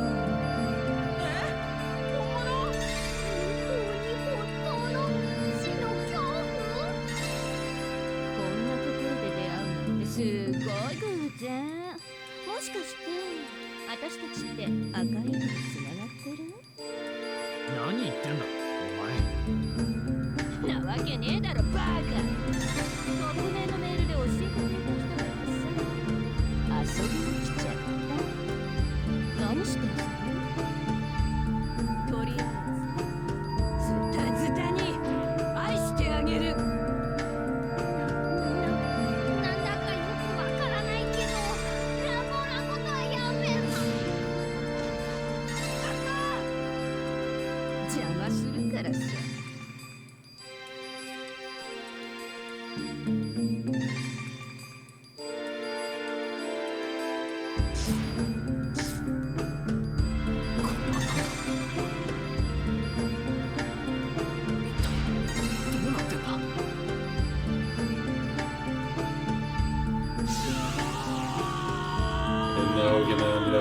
To hack people, maybe?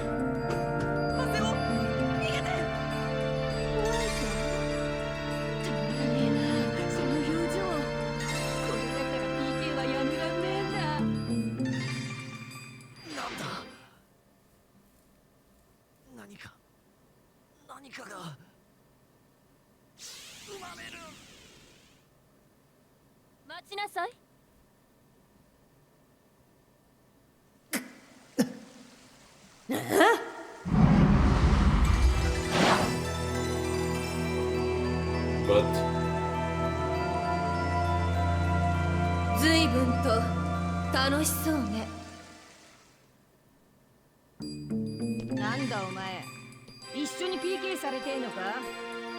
いいのかしら、こんなことしてて。あなたたち PK が一番嫌ってるギルドがここに向かってきてるかもしれない。月の木か。通報したな。さあどうかしら。どうするよ。あいつらと揉めると後だ。覚えてろよ。バカね。私はあんたたちを助けてあげたの。Wait, Recode physics in the PS2 era? That was a thing? 助けてくれてありがとうございます。 I mean, outside of Dead or Alive? あんたがハセをね。あんたみたいなやつに名乗った覚えはないんだけど。噂通りの機関棒って感じね。何？あんた俺のファン？残念ながらガキは趣味じゃないの。あ、そう。そりゃよかった。俺もおばさんには興味ない。おば？機関棒とか趣味じゃないとか言い回しがどっかおばさん臭い。失礼ね。こう見えても私は出直した方が良さそうね。ご勝手に。一つだけ忠告しておくわ。ハセオ、あなたの PC には危険な力が秘められている。危険な力？自分の PC から巨大な何かが生まれるような感覚を覚えたことはない？まあいいわ。じゃあまた会いましょう。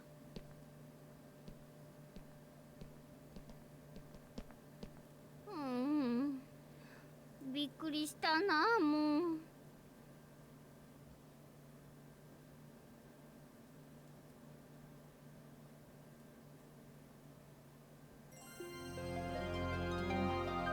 話がよく見えなかったんだけど、要するに君の PC データってやばいってこと？そうなの？じゃあ CC 社に行って新しいキャラ作り直してもらった方がいいよ。そうだよ。いきなりレベル1になるなんて普通じゃないよ。だな。確かに普通じゃない。だが俺の探してる敵も普通じゃないしな。敵？あの女の言う危険な力といえば役に立つなら、俺はこの PC を使い続ける。なんだか大変そうだけど頑張って。そういえばさっきの人、月の木の人を呼んだって言わなかった？あれはブラフだな。嘘なの？嘘も何も。あのおばさんは月の木に通報したなんて言ってない。はったりか。作詞だな。どうしたのカスパー？こんなにのんびりしてていいのかな。さっきの PK が戻ってきたら大変だよ。We'll just reset the teleporter, we can just get out. 早くタウンに戻ろう。Like, literally, it's to step to the right.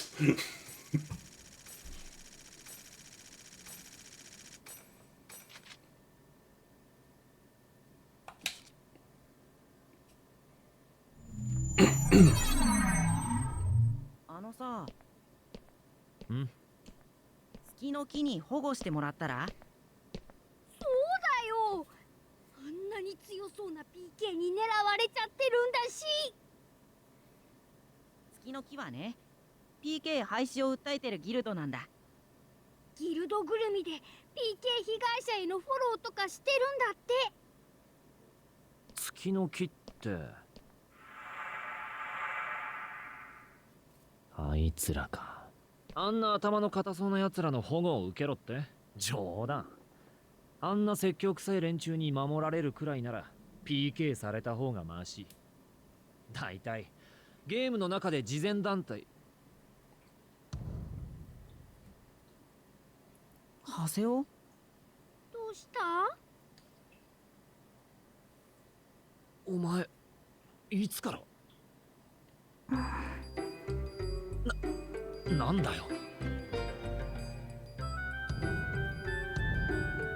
ハセオさん、あなたは月の木のことを何一つ分かっていません。私たちはザ・ワールドをもっと楽しくしたいだけ、もっとみんなと分かり合いたいだけなんです。誰にだって人に優しくしたいって気持ちがあるでしょ。その気持ちを大事にしたいんです。大事にできるようになりたいんです。それなのにみんなすぐ慈善団体だとか宗教だとかからかって、Oh, really? 私たちはただみんなによりよく変わっていくだけで、お説教なんかじゃないんです。分かっていただけますか、ハセオさん。Like, does it have any impact on the game, or is just for flavor? 受け取ってください。私、月の木のこと精一杯ご説明します。私たちのこと、ハセオさんにもっとしてもらいたいんです。っていうか拒否権なしかよなあ。お前どうして俺だって分かったんだ。前とは全然違うのに。だって、ハセオさんはハセオさんじゃないですか。確かに最初は分かりませんでしたけど、すぐにハセオさんだって気づきましたよ。榊さんが呼んでるんで、私もう行きますね。次もたくさん月の木のことを教えてあげます。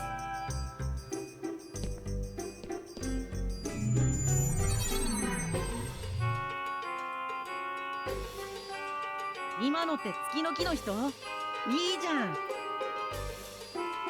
月の木のメンバーと親しければ PK たちも手が出しにくいんじゃないかな。にしても。Oh yeah, I guess that's my next question. Do save files carry over each game, or are they all completely independent? Like, once I'm done with this one and play the second one in the series, do I continue the first save file, or okay, it doesn't carry over? Alright, that's good to know. いや、俺は。そっかそっか。じゃあ何かあったら遠慮しないで呼んでね。タコするぞ。それじゃ。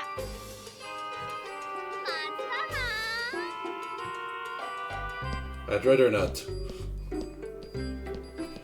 Go away, Gaspar. I don't want to see you again. 疲れた。まあ、さっきのは一体なんだ？